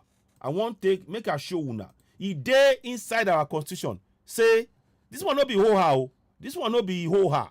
I dey tell una how we be. Una get am. I dey tell una how we be. Make I want go. You see wetin you see for screen so. You see wetin wey dey screen for so. Na e dey inside our constitution. And when I finish the program, when this program end, I go write down for pidgin English so that una go take and go village, go tell our people we dey inside village, we no fit speak, we no they speak English proper correct. Make una explain them. But for now, what I want to do is I go try explain waiting day for screen. I'll first read them out. I go first read them for proper English. I'll come translate them inside for pidgin. It go like this. Make una hear them. It says every person shall be entitled to freedom of expression, including freedom to hold opinions and to receive and to impart ideas and information without interference. Igboho did nothing wrong. Free Igboho now. And also likewise free Nnamdi Kanu as well. Now, make I come try explain them. You see this thing where they see so. It dey inside our constitution. We get one book where we dey call constitution. That constitution, na Ojoro constitution no.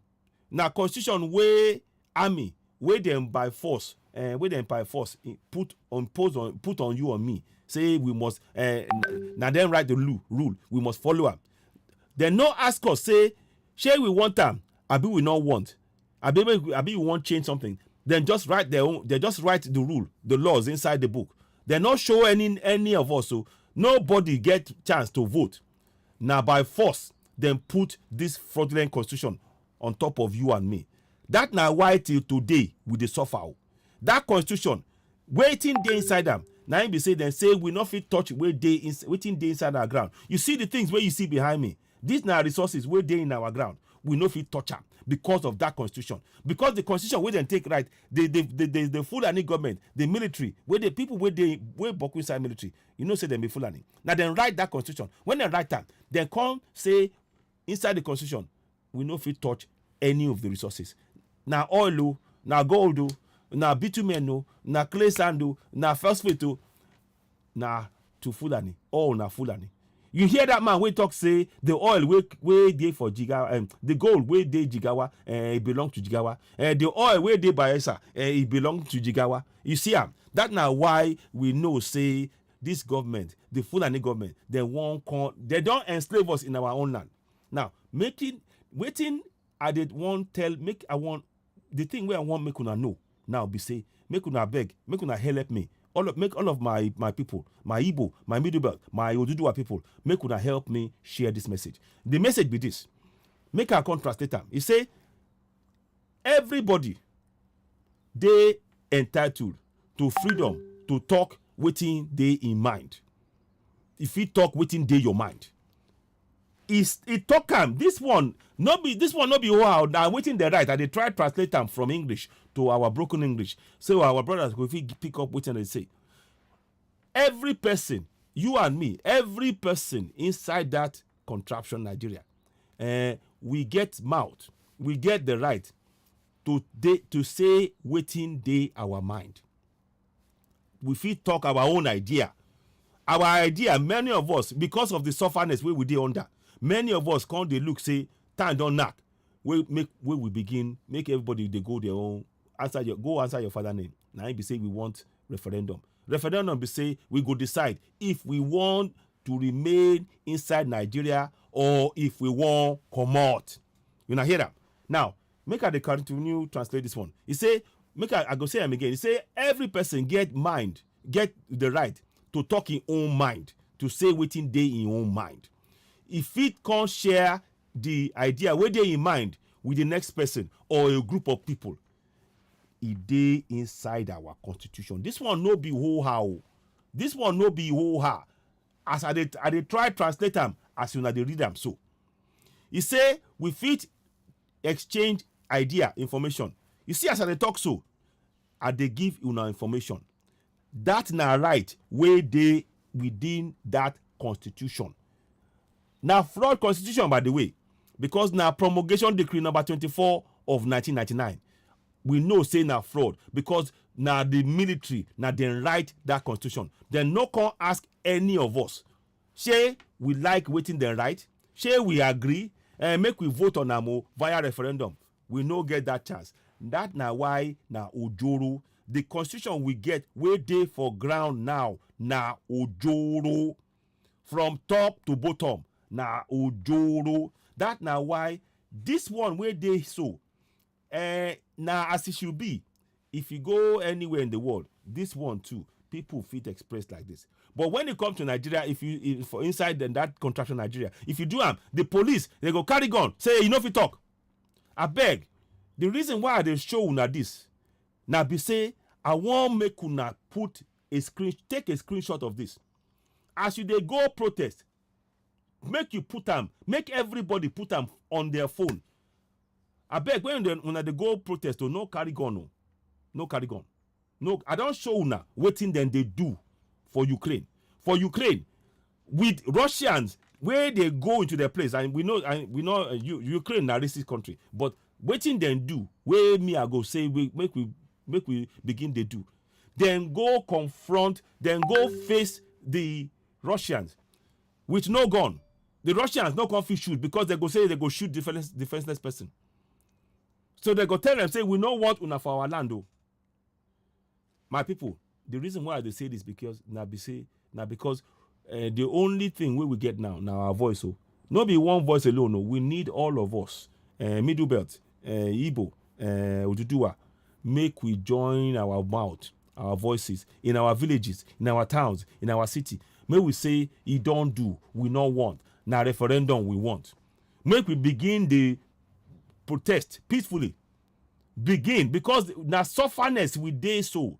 Now under sufferness, the people we put us for, where we dey under so. Now sufferness them put us so. From begin, every day now suffer. Every day my people they inside but suffering and smiling, then they sleep, then they wake like cocks suffering and smile. Every day not the same thing. Every day not the same thing. Suffer forward, amen. Enjoy for heaven, Christians go the yap, in spirit to Sabinus. More them go the yap, Allahu Akbar. Open your eyes everywhere. Archbishop na miliki, Popu na enjoyment, Imamu la gbaladun. Archbishop na miliki, Popu na enjoyment, Imamu na gbaladun. Na na na na na. Archbishop they enjoy, Pope himself they enjoy. My brother, here not your Benjamin. The only thing where we remain, where we get, now our voice. So I say, make everybody, make we consider them, make you decide how we fit do them. But I want to say, that now why they tell everybody, say, inside our constitution, we get them. Now it they so. Make we show all the politicians, all the police, all the army. Make we show the world. Make we do video. Because waiting go it go soon reach point where these people they enter our house. They don't enter our house, they kill us. Now waiting if you do. Shey make we quiet. Then they kill us anyway. Every day you go here say they kill this one. That one they kill him for road.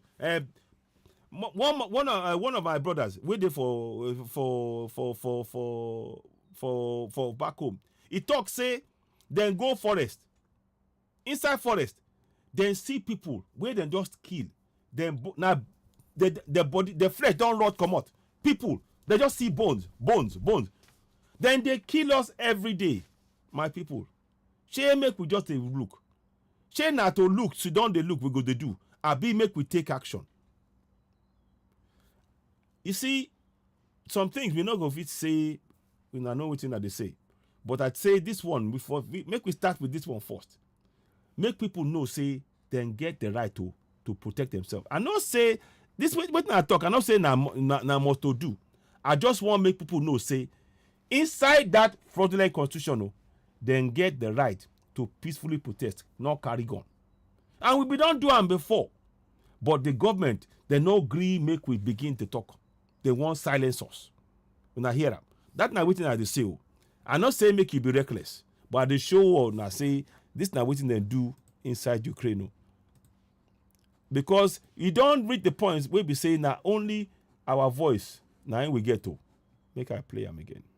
Давайте, что такое? Вы ж братья долбаные, давайте! Давайте, что? Вы ж без оружия, вы ж любите это, давайте! И слава не воля, все нам братья украинцы. You see, now, the thing where me, I want just stop there, be say, I want make we know, say, if we not take collective action together, if we not stand together, this thing go, you know, go easy. No be, it go. Make we begin plan how we go take to them. Say, make our people know, say, we get constitutional right. That's now why me at the show, waiting at the show. So, but if we come back to that one, make I proceed small. I want to show you another story. It day for education side. How they come, especially on the front page. 3. See oil price. Mr. Ashiru, first of all, let's speak to that. Into the things that you do. So, religious education. He joins us virtually from Ogun State. Thank you for joining us this morning, Prof. Let's hear this, you know. Well, you kindly unmute, Prof, because we can't hear you yet. Well, while we're taking care of that one, Mr. Ashiru, first of all, let's speak to that the conversation that you just heard on the floor of the House. Okay, hang on. Yes. Where Yes. Honorable. Now, I want you to listen to this, oh. The House of I want you to listen to this, bro. Listen, oh. No, now listen, oh.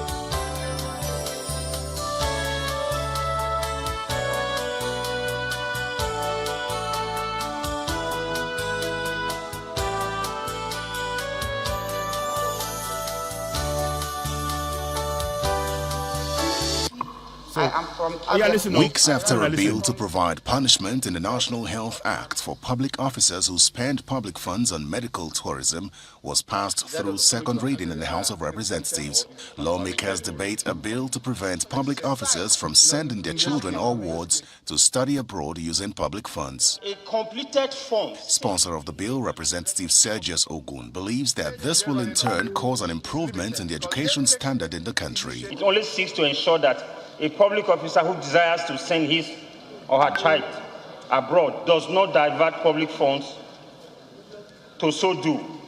Thus, such public servant must first show that he or she has the legitimate means to sponsor his or her child or ward on such foreign education. Despite this caveat, lawmakers speak against the bill and urge him to step it down. Which other jurisdiction has an enabling law that bans its citizens, the public officers, from going to study? I stand before Nigerians to say that Chinyere Igwe, I do not control public funds. So if I send my children to school abroad, have I in any way done any wrong?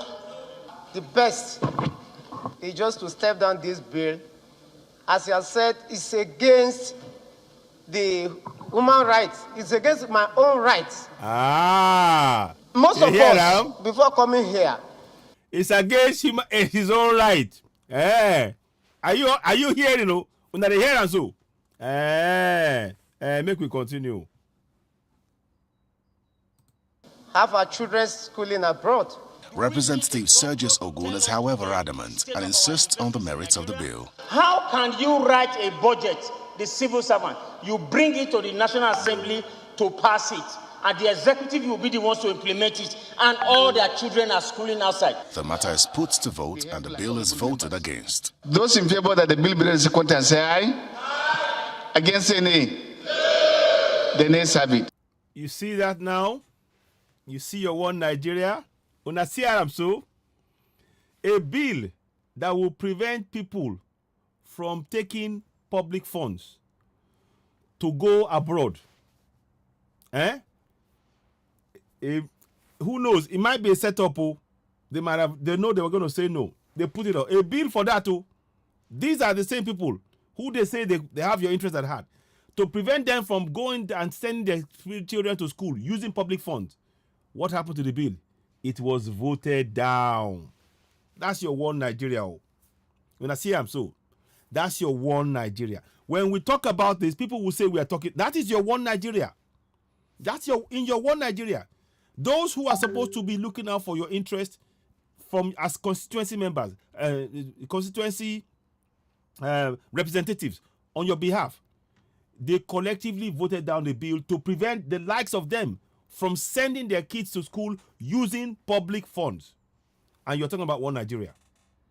Can you see that this one Nigeria is about looting from you and I? The resources you see behind me. It's time we woke up. It is time we woke up. My people, it is time we woke up. Again, the only other option we only have our voices left. They've taken everything else. The government has taken everything else. Our land, resources, our freedoms. You know, they're oppressing us. The only thing we have left is our voice. We need to use it wisely. We need to find a way to bring those voices to everything they've taken from us. I was telling you just now, minutes ago, the government have failed. We need 180,000 megawatts of electricity to run that country. But what we are provided, what the government has done in 42 years, they have only managed 5,000 megawatts of power maximum. Yet we need 180,000 megawatts. For how long are we going to go on like this? Now, I'm showing you, Ifejika, good afternoon to you. I'm also showing you a bill to prevent public officials from using public funds to send their kids to private schools, go on holidays, medical expenses, medical holidays. They voted it down. Can you see? Can you see that we are not one Nigeria? It's time we go our own way. Oh. Ladies and gentlemen, you're of course watching Citizen Network, the platform where we speak truth to power. Let me do something. I want to try and I'd ask you to please subscribe to Citizen AY. Please do subscribe, leave comments. Go ahead and subscribe to Citizen AY on YouTube. It really needs your support. It's really important that we get this message out. I beg, may una help me subscribe. May una go Citizen AY. Make una just follow. I go play them again. Make una see it.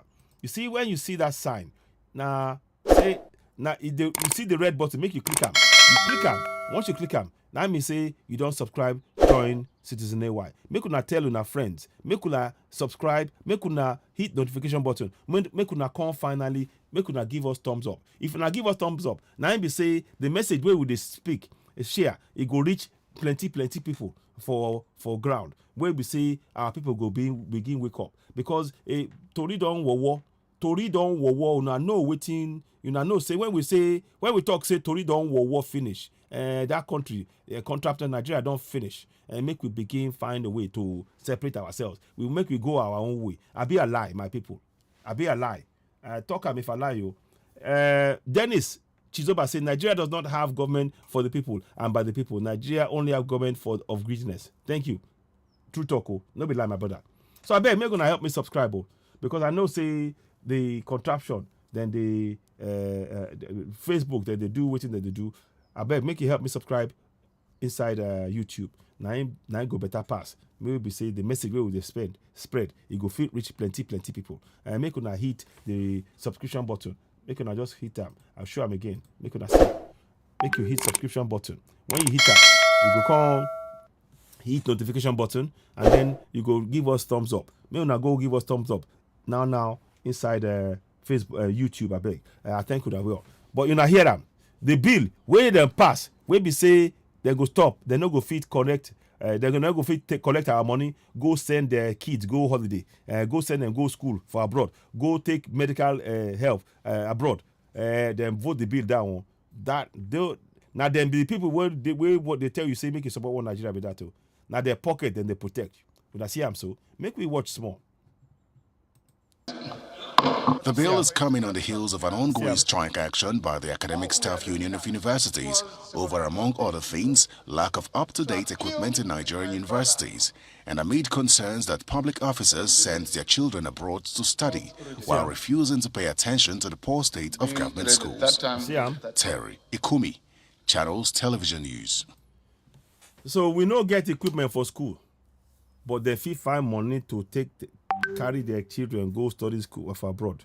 We no get money for equipment for school, no light, no road, no water, no schools, no bridges. You now see why we must go for self-determination. Make we go our own way. This na sufferness every day. Our people they suffer every day. That's now why I say the only thing will remain where people get now their voice. Make we collect them together. Make we bind together. Begin they go for self-determination. Now me I talk. Make we listen small.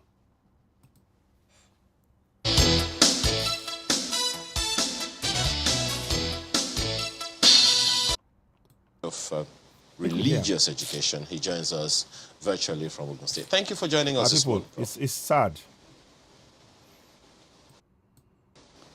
Have their kids educated in well, it's a two-way thing. Whereas people should have the legitimate right to Good afternoon, ma'am. have their kids educated in any institution of their choice. It provides then a moral question. If we have discrepant education system in a country, and then a coterie that are privileged have their kids elsewhere. Exactly. Because of the decadence in their own society. So one would think that when Nigeria's education was at par with those in Commonwealth countries and in other countries of the world, exactly, it didn't matter where Nigerians schooled. But in a situation where people take a deliberate, disposition to discredit. In fact, let me say something here. Do you know that our children now, because of the lack of equipment and lack of pay to the staff and all of this, do you know that some students in university, they studied courses, 4-year courses, 3-year courses. It's taken them 8 years because of the stop and start. And the government said nothing about this. And of course, you know that education, if you get education wrong, your productivity is impacted. Do you know that? These are, again, look, wherever you look in contraption Nigeria, it's disaster. Wherever you look in contraption Nigeria, it's disaster. Please continue to subscribe to Citizen AY on YouTube. We truly appreciate you. We need to get this information out there. We need your support. We need your help in getting out there. Thank you very much. Let's listen on. Their own institution, and then they have their own kids abroad, is an eloquent manifestation of the kind of thinking and attitude that goes on at the level of government. But you also heard some of their arguments, or you may have come across some of the other arguments against that, saying, look, what of those of us who have already been well-made and sent our children abroad before we came here? Are we going to remove I made that point that all Nigerians should be able to educate their kids anywhere in the world. Indeed, most of them schooled outside this country on scholarship. What is making it an issue now is the political elite's attitude to education at home. That's exactly the thing. Yes. I mean, if you get the same quality of education anywhere in the world, what does it matter where anyone sends his kids? But you cannot deliberately destroy one and then have your own kids outside. It's a moral challenge, it's a moral question which, I mean, those in the political class can't wriggle out of. Let me ask Professor Adeshegun, is this something that is on the table of the political elite, or it is actually something that civil service ought to take control of without recourse, so to speak, to the political class? There ought to be a system that ensures things happen without the influence of the political class. I guess we'll come back to Prof. But let me ask you that same question. Should it be something on the table of the political class, really? We have a civil service. We have the Ministry of Education, the Federal Ministry of Education, states' ministries of education, all over the place. They ought to do some things with or without the influence of the political class. There is a system. That's why we have a civil service, isn't it? Yeah, but we don't have a system. There should be a system. But we don't have a system. Let me ask you, are we, sorry to, I have to butt into that question. As you said, there ought to be a system. We don't have a system. We can't, there's no other way to put it. It's right. We don't. And this is why we're saying we are justified in going for self-determination. Here we go. Have a system, but we know that the decadence did not start today. The decadence did not start in the Fourth Republic when we now started having democracy. A lot of people will, in fact, argue that it was during our military interregnum that we had this problem of decadence in the universities. That's when ASU was formed. That's when students were protesting. There was the famous Ali must go, protest then. So if the decadence started that far back, are we really hoping that all of it will be corrected Because we know that decay, it takes a while for things to decay and for things to get to a halt. But we also know that it takes a lot of effort to try and fix it, perhaps a lot more time. Are we being fair in our assessment when we say that the political class deliberately, because it's the political class who say, but it's not our fault, we met it like this, we took vows to come and try and fix it. In the meantime, we all cannot be punished as a result of what is happening there. This question is amusing, actually. I mean, because what is the difference? If you say a political class, whether military or civilian or whatever. Ideally, should the military be political? Should they be classified as a political class? Oh, yeah. See, once you venture into politics, I mean, there's a whole lot of write-up by Huntington, even locally here, Falola and Hombury, about how the military became so politicized, such that, I mean, you have to consider who is sitting next to you to even volunteer, you know, some opinion in the mess. So once a Praetorian Guard, which is the military, who ordinarily should be subservient, you know, to civil politics, ventures into it, and ever since they have remained, even today that you are talking about, David Mark, who was Senate President, was a retired military. Obasanjo was the current head of state. It's the military. A retired general. Yes. So when you make that kind of distinction, it becomes amusing. But even at that, when we say a society is decaying, completely, and the decay started a long time ago. Shouldn't there be a time to say, look, let us reverse this decay? Are we not beginning to see those signs? How? You're not, there's been... How? Why? Nigeria is worse off today than it was 30 years ago. Even under the military. Exactly. Yeah. When you even talk about and the military. We can take instance, let's take, you know, some statistics. The best roads were built under the military, even though I'm not an advocate of the military regime. These ones who call themselves political class, they have left no place, you know, no turn unstoned since the return to the so-called democracy. But most of this, my apologies, Mark, just to follow up on your argument along the military, most of the policies that came under the military were through civilians. Most of these economic policies, education policies, you know, ministers, ministers and all of those things. Those things came from the civil service, from you know, civilians under the same civil service, so under the same military you're talking about. So we can't really squarely say it's all because of the military, can we? Yeah, but that's the argument that I'm making, actually. That you can't really make a distinction between whether you are military or civilian. We just have a political class, whether military or civilian, that is parasitic, that is dependent, you know, that doesn't love the people of Nigeria. Even the narrative under democracy there you go. Is symptomatic of what you have under military, my ministry, my government, where I dump, I did. So where lies Mr. Ashley, the so-called democracy? There was a time in this country where such institutions as UCH were praised highly. Oh, sure. It is in this same country. Yeah. So can you trace, and that's not the only one, and that's just an example of several institutions of higher learning in the country that had good names, if I can use that term, and they are very highly revered all over the world. What happened? Can you trace the trajectory of the decay? Simple. Just government's insensitivity and unwillingness to prioritize education. When you say... Look, I'm... Everything is said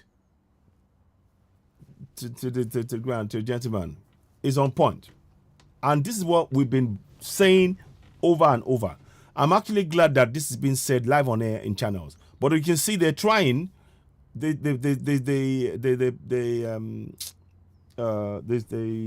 commentators or presenters are trying to present the case of the government so that they do not get accused of just allowing the guy to just talk, you know. And it's a shameful situation to see because they cannot really, they're not speaking their mind. They are trying to wriggle, you know. But this guy is very, very on point. Let's watch on. let's decrypt it. When you say government, it's not just one person. As Marquez said, it's historic. So, and that's why I said we were supposed to, there was a system that made UCH what it was, and several other universities all over the nation at the time. What happened? What happened? Exactly. It's multifaceted. Yes. One, at the level of Nigeria's decay as a sovereign nation. Nigeria is also a country that lacks relative autonomy. Most of the policies that you see in the education, in the health sector and all that are received policies from institutions and organizations outside the country. Thank you. And the IMF and World Bank had done more damage, you see, to education and health, much more than any other organ. Take, for example, the decay began when government said, look, now education can no longer be for all. Education must now be commercialized and privatized such that only those who can pay for it can access it. And that's when government began to reduce subsidy on education, you see, reduce funding to university, sponsoring crisis. You see, they dare not reduce subsidies in this UK for farmers or education or for fuel. There will be uproar. There will be I'm telling you, there will be uproar. They dare not reduce subsidy for farmers, education, energy, because there will be uproar. But that's your one Nigeria. Let's listen on. I'm talking UK, by the way. But let's face it, Dr. Asher, if we look at the realities, our realities as a country, of course we haven't made a lot of wise choices. And that also includes in our population growth. Our population growth also ought to be an advantage. We're not even able to count successfully how many we truly are. But we know that we are reproducing at an exponential rate, at a rate that even we're not as productive in that regard in earning. So I do believe that at some point government... Earning is nonsense. You're talking nonsense there. I'm sorry. Look behind me, guys. What can you see behind me? Resources. We are importing bitumen when we have second largest bitumen reserves in the entire world. By mining that alone, thousands of jobs, possibly millions, can be created. We have refineries that are not working. We are importing oil. And we have to stop making excuses for this failure of failed governance. And these are the reasons, those reasons of the failure are why we are going for self-determination. And I maintain that. Let's listen on. Must have found itself hampered to say, I cannot cope. Let's face it. I mean, the chances are very high that if we had tried to, and I'm not making excuses for government. I'm just saying these are some of the realities. Well, you are. I'm sorry. That stared us in the face. So the decay that we're talking about, I mean, look at the population of the students, the number of students who are currently seeking admission into higher institutions of learning. JAMB, is really struggling with that figure. When eventually they're even able to pass them, students are not even able to get placement in universities. See, this is my reaction to that. Let's not continue to make excuses for government. Thank you. Yes, population, our population ought to be an advantage. Exactly. And the way population increased exponentially, government's revenue increased exponentially. What has government been able to do? They did really increase exponentially. There were, of course, you shouldn't be asking me this question. It's public knowledge. Let's look at it in terms of our productivity. I mean, we cannot be where and we if are. we are not productive, that should be a plus. So we should ask. I mean, because at the end of the day, who should drive productivity there will be questions. In any society? The same political class. There will be questions. Elite consensus about a direction for the country, which we don't have in any of the sectors. Dr. Asher, absolutely. The well people said, in Dr. Asher. the well dictator in the ivory towers. I really support Dr. Asher in what he's saying here. They're not. I mean, some people will say yes, you can be activists, but I think that oftentimes what they expect of people in the Ivory Towers, of the academics in the Ivory Towers, should be solutions. If we currently are where, it's the truth. I mean, if we currently are where we are, should it be a case of us looking for, I mean, to try and trace the problem? The government are the ones who are supposed to provide the solutions. I'll be a lie. The government is supposed to be the ones providing the solutions, not the academics. Academics should only implement what the government produces as solutions and maybe suggest to them. But the government even listen? Doesn't even listen. This is what we... The solutions to Nigerian problem is everywhere. Thank you. Here we had a president who told the world that, yeah, you are my advisor, but am I bound to take your advice? And this was also a president who had a think tank. Yes. With a blueprint, which I have all the copies of the blueprint in my office, about how to develop Nigeria. You see? We've been waxing lyrical about diversifying the economy and all that. But it remains diversification, only by lip service. And then when we had a minister of agriculture in this country who, all he does is share telephone and all that. You can't find tomato in the market. You can't find rice anywhere. And he got several awards as an excellent minister of education. It's a question of priority. It's a question of government's disdain for intellectual solution to Nigeria's problem. All the solutions to Nigerian problem are in the Nigerian universities. People have written papers, written letters. There you go. Even in government archives. You see? About diversification of the economy, about making this society a productive one. Look, how do you explain a country that doesn't produce anything and yet is the largest importer? There you go. Of everything. There you go. And even the one we produce here don't get government patronage. Innocent is there producing vehicles. Is there any deliberate government policy to say that moving forward, let us expand production in this sector and buy innocent vehicle, beginning from the president? There you go. Look at fabric. How many of those in the political class and those who rule us wear Nigerian fabric? Thank you. Even when, AGOA, we signed an agreement with other countries, government cannot push it. There you go. So what are we talking about? I hope you are watching, guys. But whether those who are to carry on with the solution are willing to do so is a different thing. And much more fundamentally, as we blame leadership, we should also blame Nigerians. There you go. Nigerians are too docile. Thank you. That is why I'm saying Nigerians are too docile. We need to take action. Oh, I know one die. I get one house. Mama dey for house. Papa dey for house. So policeman go slap your face, go talk. Man go whip your hair, you go, they look like donkey. Is that what we're going to be doing? This guy is right. We're docile. We need to call it what it is. And that's why I'm telling you, and I'll show you again. See? There.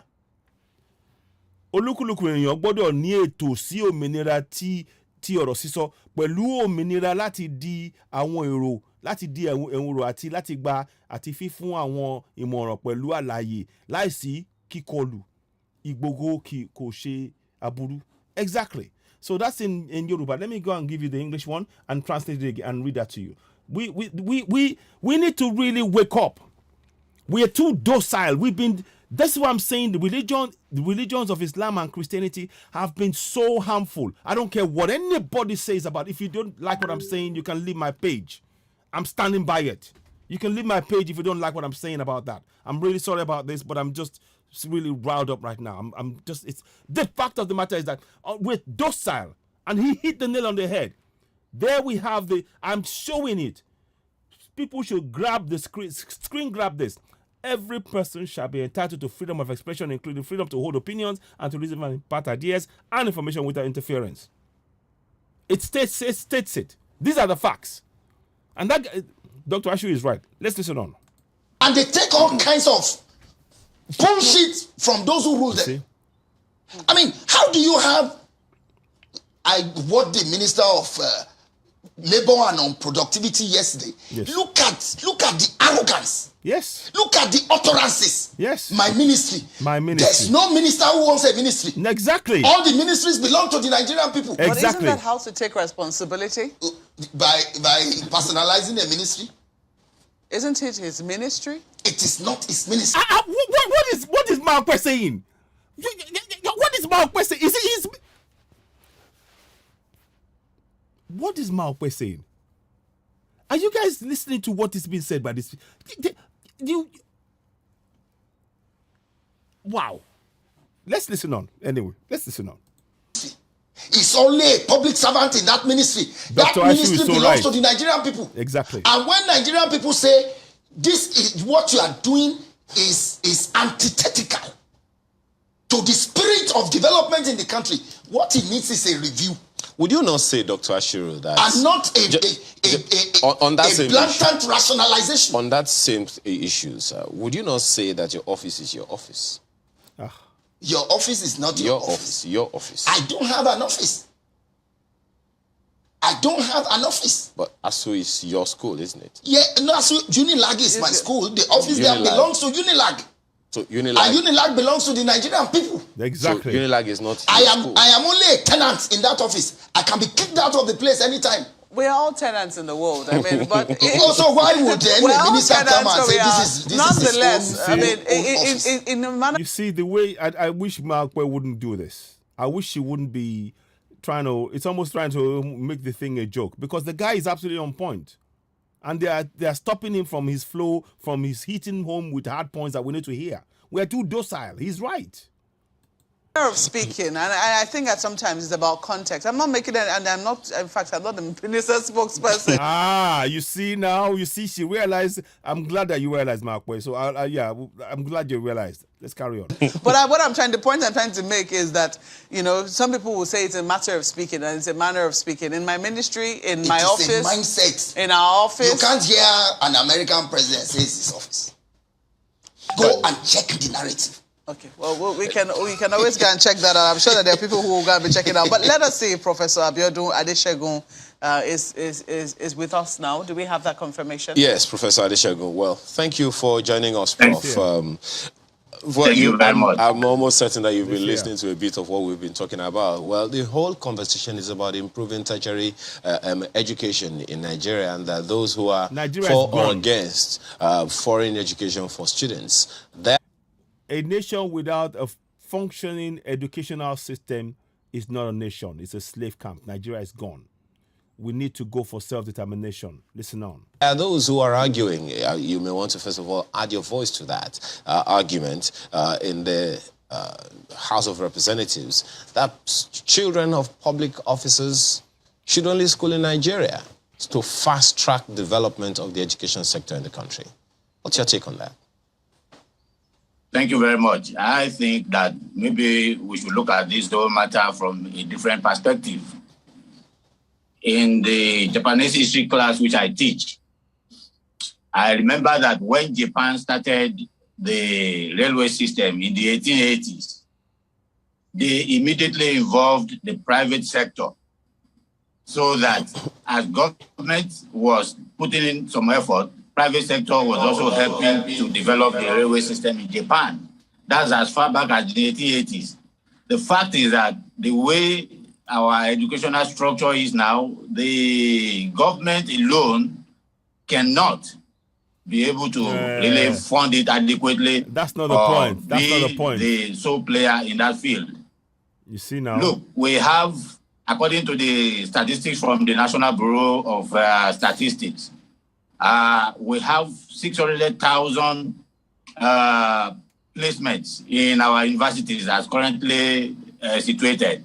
We have about 170 universities comprising of federal, state, and private. But with 600, that is about only 25% of the candidates that are qualified, that have passed the examinations to be able to really go to these universities. That means that we don't have enough carrying capacity. So government needs to put in place private sector friendly policies that will enable industry to endow universities with research and development funds and allow people to establish universities based on certain criteria to be able, for us to be able to, achieve what we need. Take the state of New York alone. It has over 240 universities. Ogun State has the highest number of universities in Nigeria, and there are only 13. So you can see that.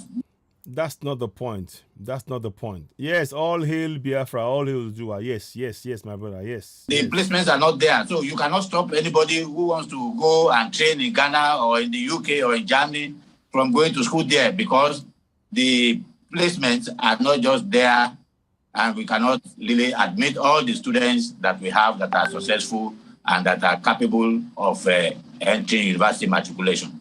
Is it an argument of the placement for these officers that we are talking about, or even the quality of education that comes out from the schools? Because that's the argument. Some of them, they may not even be aware of this argument of placements. The concern has been that of the quality of education that comes out. I think it was a minister also that said that a good number of graduates from Nigerian universities are unemployable. There you go. I think that is just speaking from a layman's point of view. No. I've been to several universities in Nigeria and I've interacted, and I know that the quality is there. What the area that we may be having a challenge is in the area of science. Take, for instance, my last child. He graduated from Babcock University with a medical degree. He's now a medical practitioner in the UK. So if the quality of what we delivered at Babcock was not good, there's no way that he will have gotten a placement in the UK, in the NHS, trying to make a career for himself. Yeah, but you see, these are part of the problems. So now your son, great. It's good that your daughter or your son is doing well in the UK. But the point is, shouldn't it be a system of governance, part of your government, to build something that would actually benefit the citizens? So his skills, his practicing and everything else should be benefiting, should be done on ground, instead of being exported and the benefit leaves the country all the time. Our resources leave the country, our wealth leaves the country. We are importing everything. This is madness. It's not about quality, because Nigerian graduates go out there to America. I'm sorry, you're frankly you're not facing realities. To different parts of the world. When people come here, they have to go and study another 2 years. The same as you and everything, that where people have spent 5 years studying a course that would only take 3 years. Exactly. Good question, Friday. Why shouldn't why not work for you in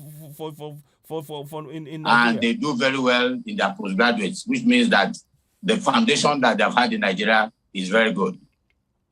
Well, Prof, you have spoken about how, government needs to enable policies that will help the private sector, set up centers of research and endow it with funds. You are currently in the private university system. Exactly. And you have operated there. Some people argue that there's nothing hindering you, there should be nothing hindering you from being able to seek this sort of support. Or do you also rely on the policies that government will make before you're able to seek those kinds of support for endowment? Well, as far as I know, government has not stopped anyone from looking for endowments. So we at Babcock University are doing our best to, key into that and get what we need to get. But the point is that let us start from the TED Fund, for instance. The TED Fund is a fund that is generated by Nigerian companies in Nigeria, doing business in Nigeria. And the students that we educate in the private universities are Nigerians. So up to now, put them outside. It beats me. And I don't understand why government should preclude private universities from having access to TED Fund to start with. Because, opening that door also will be a foundation for doing other things that will be noticed by funding bodies worldwide. They're working on that. I know that even the ES of the executive. Yeah, I'm not even going to listen to this guy. So we have held a second one now. So we have held a second meeting last Tuesday, and all the issues you have there, starting from academic allowance, revitalization, promotion areas, IPs and shortfall of payment on IPs, usage of university transparency solution UTAS against IPs, my people, funding of state universities, this autonomy and academic freedom, university autonomy and freedom, they're all the same. They have been dealt with. Dealt with like how? That's the promise you're telling. What you're telling. They have been dealt with. And we can hold you to those words. Excuse me.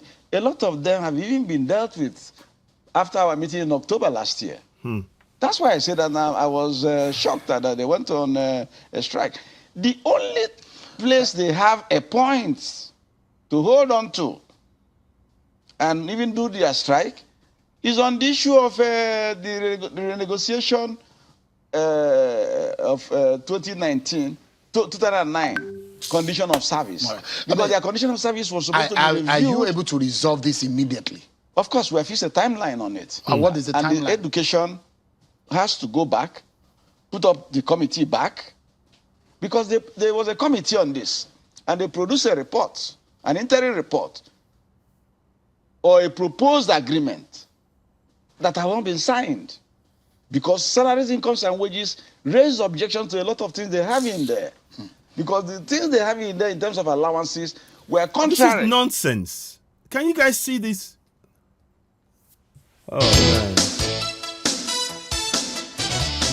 They're talking nonsense. Many developed countries in the world, those who populate their universities are not their citizens. You see? There are people from Nigeria, from China, and all that who go, Secondly, I want to react to some assertions made by Prof. With due respect. The first is that TED Fund, private universities by TED Fund law should contribute to TED Fund. If what we were told when private universities were to be licensed was that they were complete public universities, and government had done all that they could to achieve that, but for the resilience of us.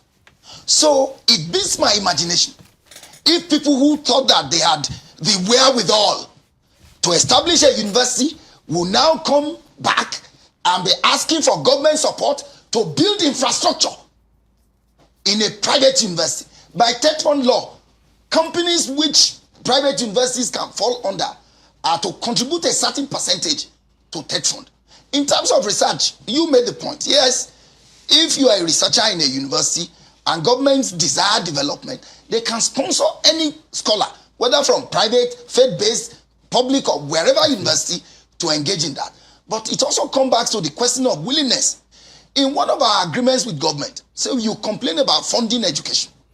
Now, these consultancies that you give to your friends and cronies and dependents from elsewhere in the world, take it to the university. Let us do the thinking for you. And you pay so that we can use that money to educate Nigerian citizens and develop research. Okay. Up to now, government has failed.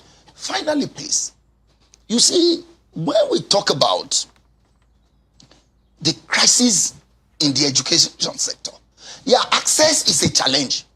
But sending your child to a university outside Nigeria is today a status symbol. It is. And a class privilege. Yes. It has always been. It has not always been. It has always been. It has not always been.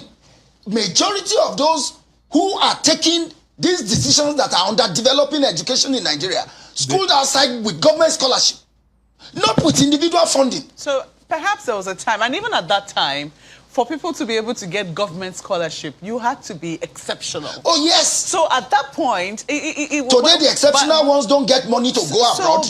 No, there'll be arguments on that. I mean, let's have the conversation and do a statistics. I think there is a government, but I'm trying to remember the name of this particular institution where a lot of our citizens have gone to.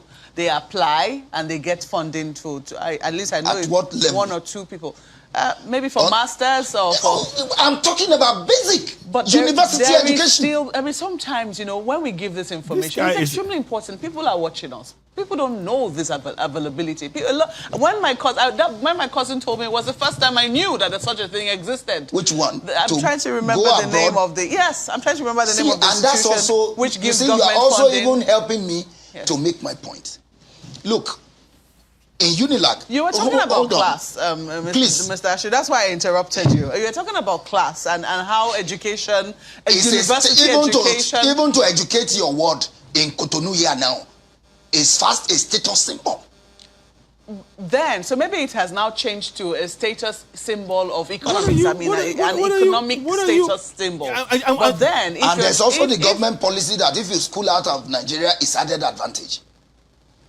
So we all know, and this is. So if I'm trying my best to make this.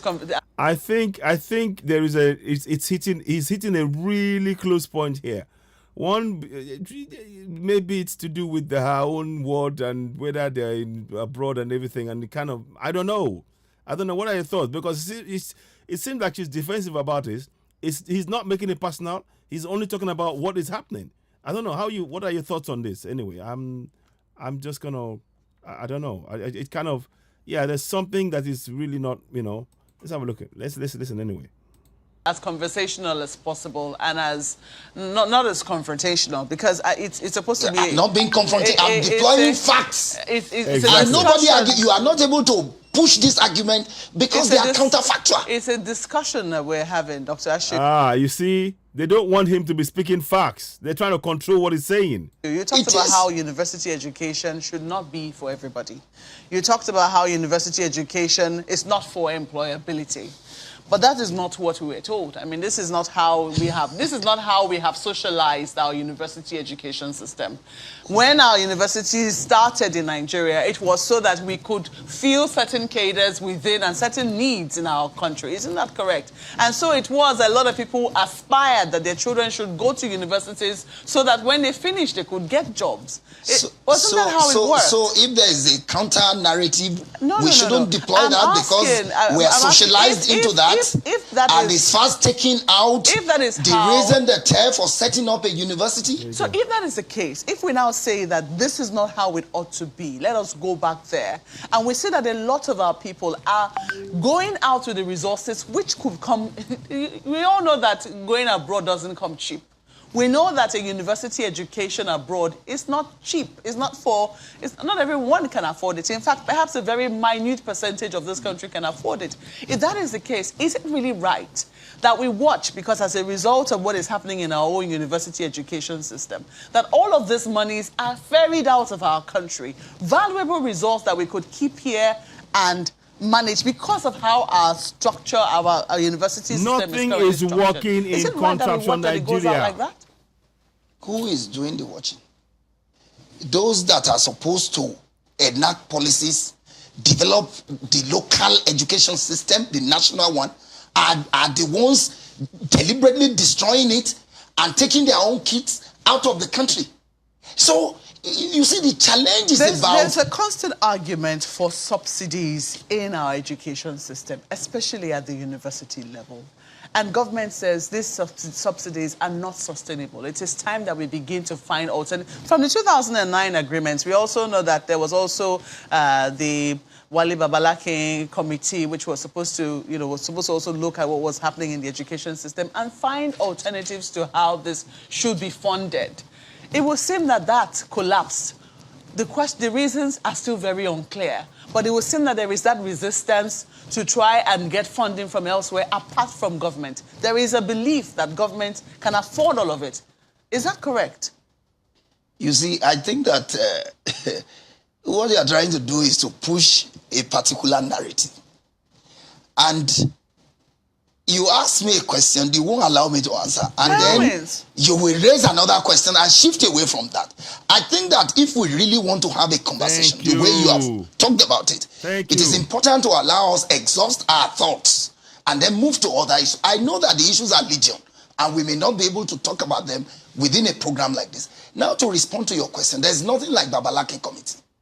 Babalakin was appointed to lead a government negotiating team and got to the negotiating table and turned himself to an emperor whose opinion must be accepted as law. And our union told him that, look, we are a union that had engaged government in a series of negotiations over the years. And this was not the practice. For 4 years, Wale Babalakin was not able to birth any agreement. Within 6 weeks after his exit as pro-chancellor, Professor Munzali Jubril delivered what Babalakin could not in 4 years within 6 weeks. So that tells you the mindset, the attitude, the thinking of Babalakin himself. Had his first degree in Unilag, and because of his privileged position went abroad and got all other degrees and was trying to impose the values of England and America and all that within a context that is very different. Isn't that what we desire? I mean, you just said that, university degrees are not for employment. Isn't that what we desire? The people who established universities established them for a reason. Isn't that correct? Now we're trying to move that way. You say he's trying to impose what happened in England and all those other places on Nigeria because our context is different? Yes. And I don't think that there's anything contradictory in what I have said. I said that university education is not, and that's at the level of ideal. It's not what we were socializing when universities were established in Nigeria. They were to produce middle-level manpower, interpreters. Will we still remain within that socialization? Well, Prof, 60-something years after? Dr. Ashiru, there are so many things. I am saying that my apologies. universities is you to train your mind in such a way that when you leave the university, you look at your society, identify a problem and solve it. The question in doing that, you can employ a lot of people and create jobs. Dr. Ashiru, some people will not to argue. go and be doing there'll be arguments that, so maybe in the arts they were interpreters, but we know that in the sciences our doctors were top cadre. We know that our engineers were top cadres. Well, how many engineers did we have in Nigeria before 1960 and beyond? How many? And how many doctors compared to geographers and historians and English teachers? And all of that. Let's bring Professor Adeshego into this conversation. Well, Prof, you definitely have been listening to some of the things that we are saying. And then, of course, there is that issue that's just been raised by Dr. Ashiru about the dichotomy between public universities and private universities. You may want to speak to that as well. But perhaps to even begin to tailor this conversation would be an issue that Dr. Ashiru raised earlier about a direction for our education. There are those who argue maybe if we had an ethos that says this is what our education should achieve for the nation, a national direction that all universities, all of our education, whether public or private, they are focused on. What's your take on that? There are those who also argue we don't even have that vision. Consequently, everyone is just firing freely. Let me agree with those that say that we don't have the vision and direction to say this is exactly what we want to achieve. But to say that education is not for employability will be missing the point up totally. Because it is true that we teach entrepreneurship in our schools now in order to, motivate the young people to establish businesses. But at the same time,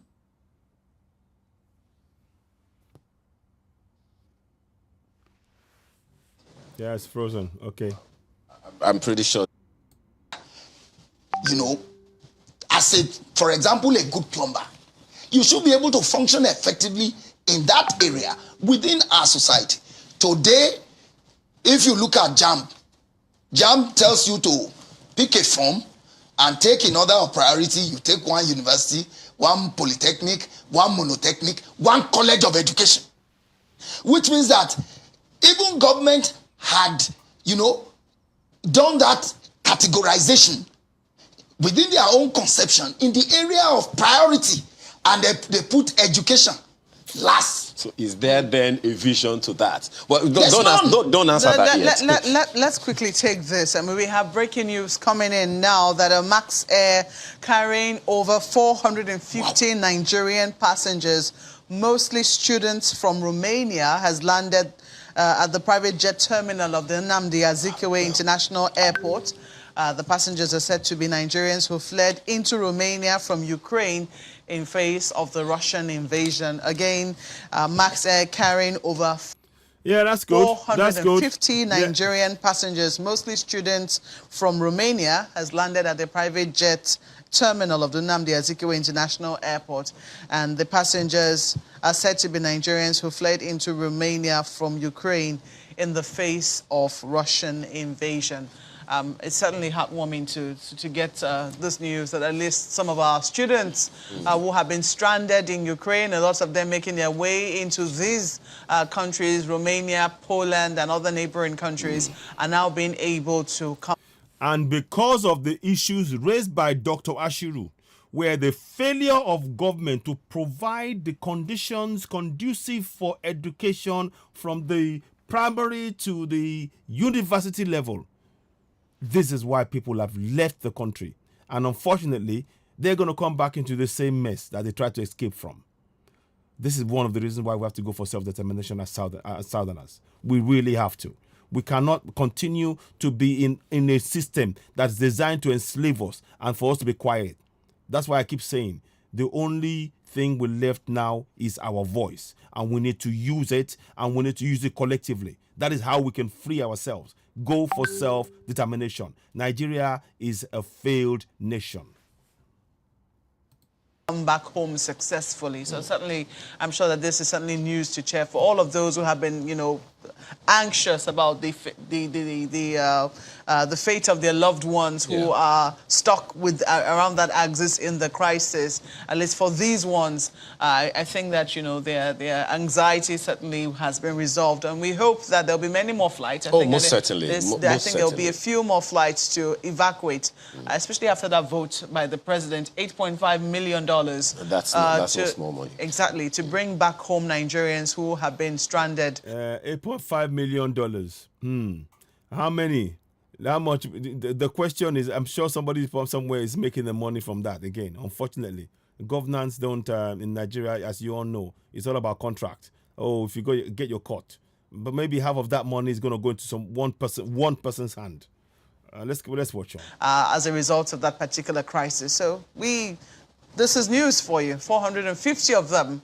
Not all of them students, but mostly students, are now back home at the private jet area of the Nnamdi Azikiwe International Airport. That's in Abuja. And this naturally also tailors into the conversation we're having. They are mostly students. Indeed. So, Prof, you were making some case the other time about employability or not of students in Nigeria. Yes, I was saying that people from India are working remotely with the California company because they have the knowledge, they have the IT base to be able to do that.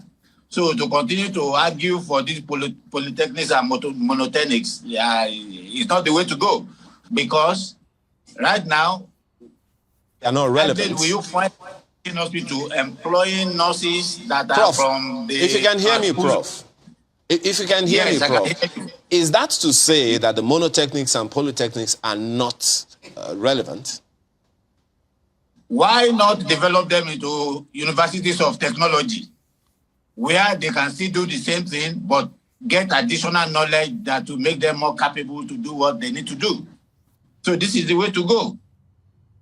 Are you saying then that legalizing university... Just a moment, Prof. We have polytechnics that are legalized. They are legal entities in the country. Are you saying that there is no place for them whatsoever in our education system? Well, you answer this question then. Why is Yaba College of Tech now a University of Technology? Why are some of the polytechnics being converted to universities of technology? Because the knowledge base is expanding, and you need a curriculum or curricula that will cover so many things than the polytechnics and the monotechnics can cover. So they will essentially still be doing the same thing, but in a more refined and in a more expanded way, if they are converted to universities of technology. Is that really the situation, Prof? I mean, is that really the reason? We know that, I mean, I'm talking about socialization and our preference for university education. The fact that, you know, getting a university education is a status thing. Poor as our university education might seem, for a number of people, there is discrimination. The House of Reps had to pass legislation in that regard, that there must be no discrimination between HND degree holders and university degree. Isn't that part of the reason why we're converting almost all the polytechnics and what have you to universities? Yes, thank you. Everybody wants the good life. And they want to be able to be pivotal to development. So whatever it takes to do that. When you continue to say that university education is a status symbol, I beg to disagree. I took my students to Rome on a study tour, and one of them was the daughter of a pepper seller in Shagamu, Ogun State. How? So I asked, how did your mother come up with the funds for you to be able to make this travel? He says, because my mother wants me to engage with the world. So all these people that are living... Please stop reducing this to a singularity. One case in a million does not equate to that's how everybody should be. What the point remains that the government continues to fail to provide what is needed for millions of people. So this is oh man, let's anyway, let's in the country either by way of education or by work. They can still contribute to our country in terms of foreign exchange, because after all, they bring in the money that they make to Nigeria. They build houses in Nigeria. Can you see? Oh, they bring money into the foreign currency. Why? Look behind me. Look behind me. You will see that there are resources. Our government is importing resources that we have already. These people don't need to leave. The point is, the people who are living in their droves did not need to leave in the first place. And look at Ukraine. Look at what happened in Ukraine. Now people and Ukraine, they don't like black people. They don't. We have the weather. Our people are having to go to Ukraine because they see it as cheaper compared to other places. And now, let's listen to...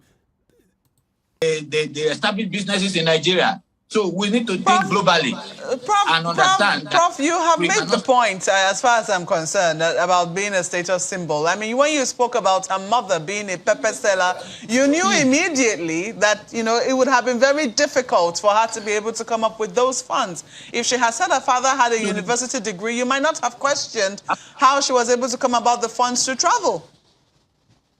Yes, indeed. So, when we came back, I went to the woman and I saluted her and I said, you are forward thinking that you could put together. You see, this man is just, I doubt if there was even a paper seller. I doubt it. Because the way she asked a question about, sort of talking about the status symbol. And yes, exactly. It's like he's trying to shut it down. We need to be genuine with ourselves if we're going to fix anything. And that country is beyond fixing now. We need to go for referendum. And I'm saying to you all, what we have left now is our voices.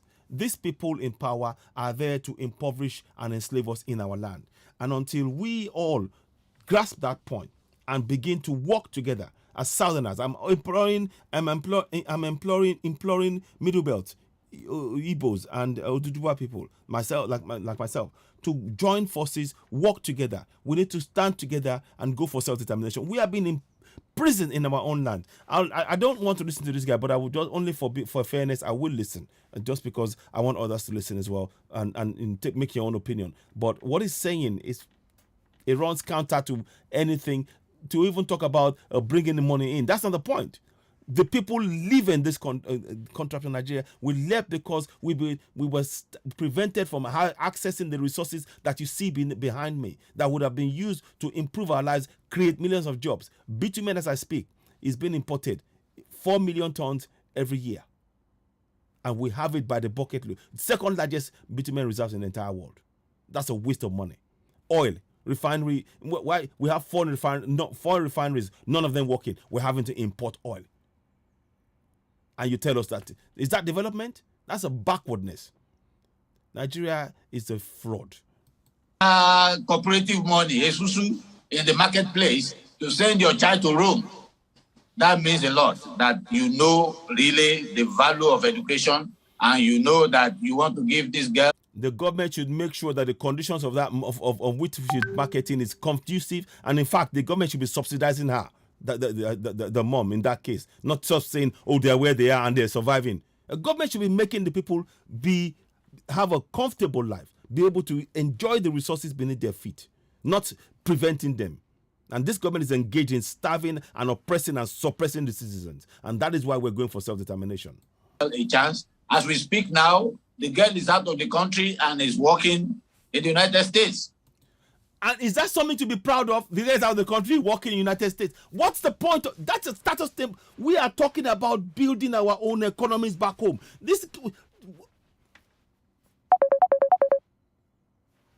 My goodness. Anyway.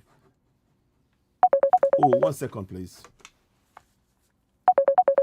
Let's listen to.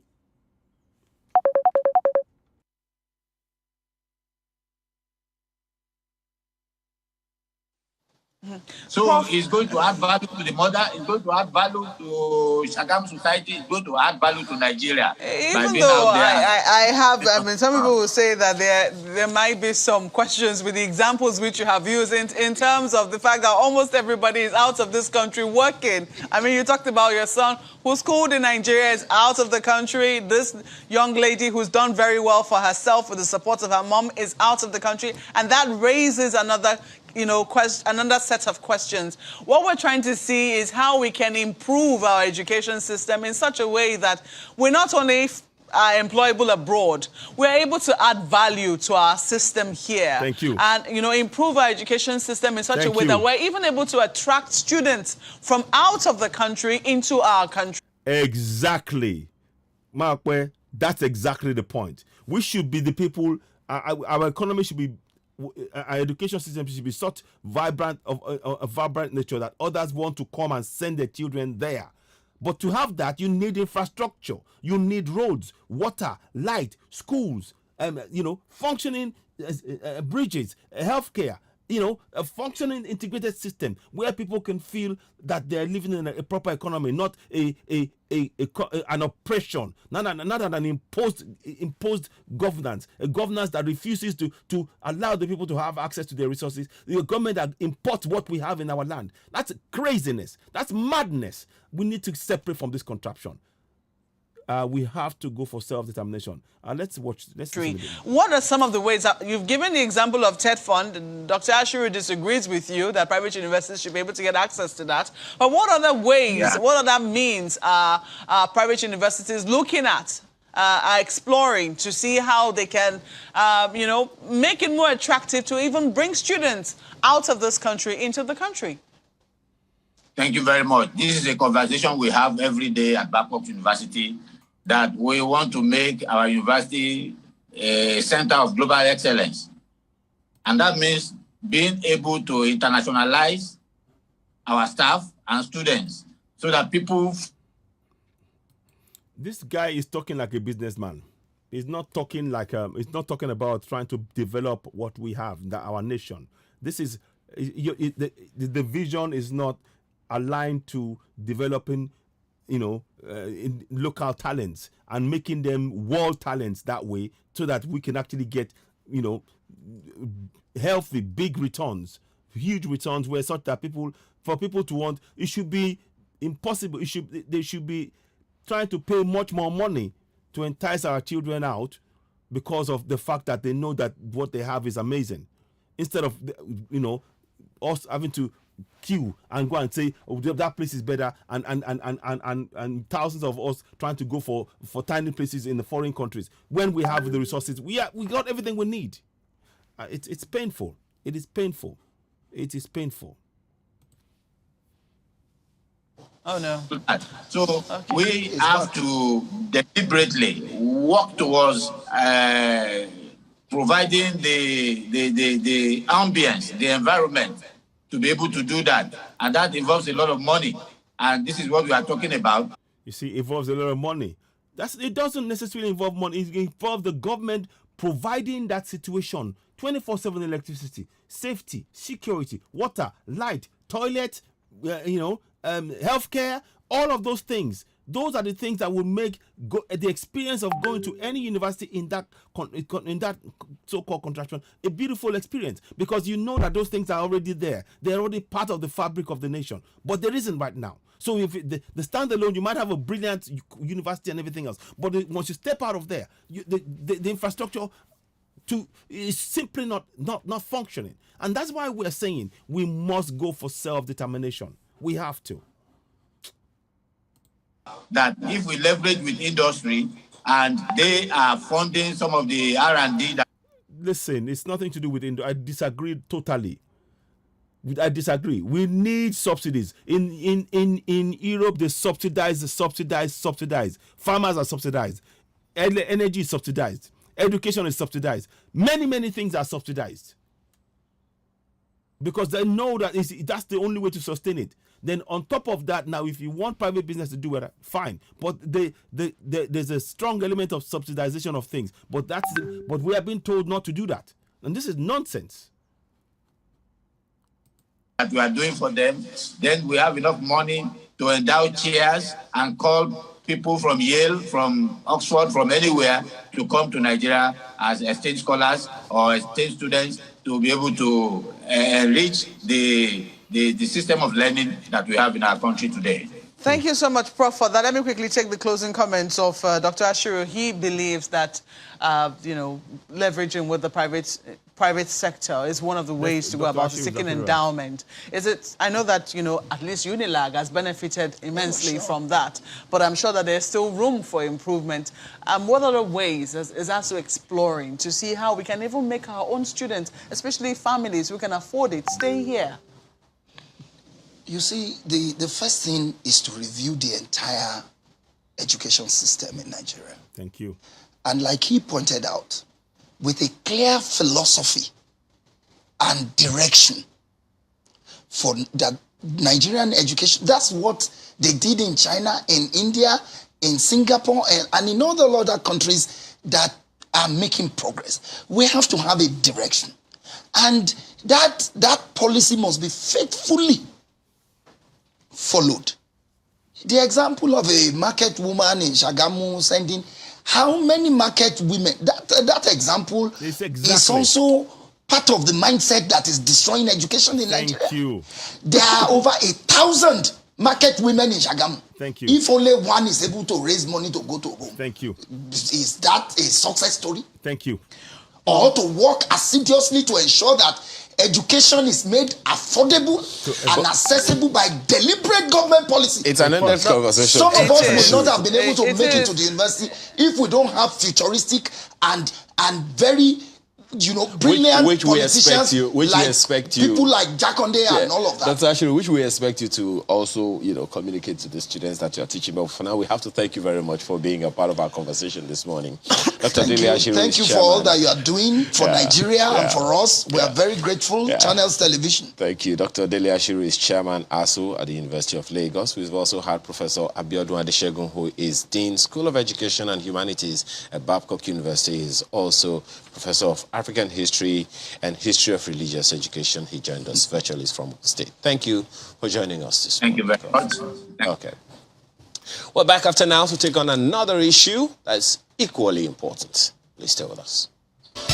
Let's have a look. I'm sure that it is something, it's a development you are happy about. Yeah. What does it mean? What does it spell for Nolge and local government autonomy? It's usher in an era of... You see, I'm actually going to bring this one in now because I have to do one or two more things. And I could talk some more, but I will come back to this later on. I want to actually show you something that is important. To show you how bad things are. Let's show you. Look at this. And I'm going to wrap it up when I finish after this one. Yesterday, I got a video. Somebody sent it to me. People are having to take out the engines of their car to fill it up in the at the petrol station. You won't. I kid you not. Watch this. So Naija in gbogbo wa jọ oríṣiríṣi ló ń kọlu àwọn olórí epo yìí. Wo ti Ìbàdàn ti lé báyìí. Wàá yọ táǹkì epo ẹ̀ dání ni. You remove your tank of your car. Èmi báyìí ní ìsìn wọn ò ta kẹ́gì mọ́. A máa yọ táǹkì ilé epo mọ́tò báyìí ní ìsìn àti mọ́tò àti kẹ́gì kò sí ìtọ́ ń tà mọ́. So ráyè wá báyìí. You see? Can you see? You see? Kí lè ti kí tún lélẹ̀? It's a tank. Táǹkì mọ́tò lẹ gbé wá. You see? You see? Ah. You see? You see? You see?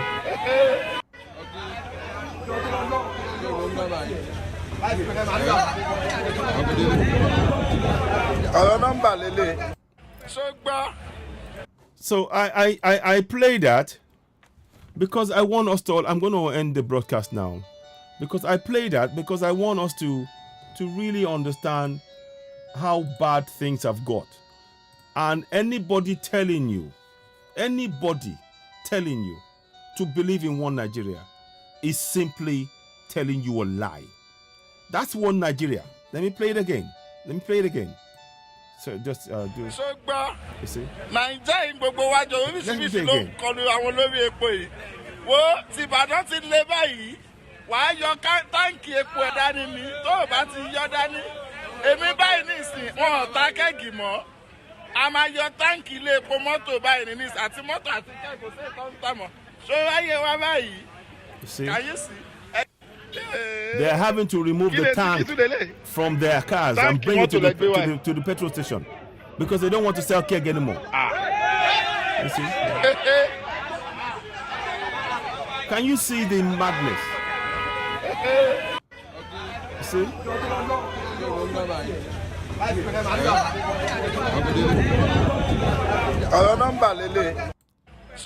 So I'm just showing you. I'll leave that picture. We are having to take cans and remove the engine from the car and fill that in. Can you? That's your one Nigeria. That is your one Nigeria. And I will end on that note. Please, I urge you all, those of you watching, if you're watching me, please go and subscribe to Citizen AY on YouTube. I've pinned the link down there. Please go ahead, subscribe to Citizen AY on YouTube. I don't know what else more to say now, other than to say thank you for watching. You're watching Citizen AY, the platform where we speak truth to power. I'll be back later on to give more updates, but we touched on 3 things today. We touched on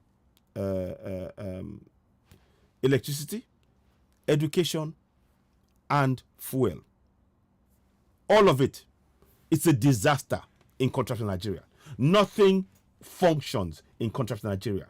That's why I keep saying it. The only thing we're left with now is our voice. Collectively, as Southerners, Igbos, Middle Belt, Oduduwa people, we need to use it to get out of contraption Nigeria. We have to go for self-determination. We have the right to peacefully protest, as laid down in that fraudulent constitution. Put it in your books. We need to probably talk about how we're going to get that done. Every person shall be entitled to freedom of expression, including freedom to hold opinions and to receive and to impart ideas and information without interference. Igboho did nothing wrong. Free Igboho now. I want us to really just keep remembering the pictures. I'm going to make this small. I'm leaving it on that picture there. Where is it again? This one. Look at that. We are being treated like this is inhumane for a government to reduce us to this kind of treatment of ourselves. It's shocking. It's shameful. This is enough. It's really enough. Ladies and gentlemen, you're watching Citizen AY, the platform where we speak truth to power. I'll be back later on. We'll be doing a live broadcast in the Oduduwa TV radio with Professor Banji Ajiloye, I think it is. Ajiloye, I think. Anyway, I'll get you the details. Do watch out for that about 6 o'clock this evening. So, but what's left for me to say now is thank you very much for watching. Please do subscribe to Citizen AY. You're watching the platform where we speak truth to power. We have to go for self-determination because Nigeria is a death trap. It's an enslavement camp. We have to separate from it. Thank you for watching and goodbye. Bye-bye. So let me just 1 second, please. So thank you so much for watching. Please do tune in again later on. Please don't forget to subscribe to Citizen AY. Let me just make sure I give you the opportunity again. So please go ahead and subscribe to Citizen AY on YouTube. You'll be doing us a great favor. Please don't forget to hit the notification button and of course give us a thumbs up. Give us thumbs up. What do you think about the broadcast? What are your thoughts on this? Leave comments. Please do share with family and friends. And we will endeavor to do more of the program in Pidgin as well. We might even do Pidgin English programs solely on some parts of it as we go along because we wanted to reach more people. Thank you for watching. And you're watching Citizen AY, the platform where we speak truth to power. Thank you and goodbye. So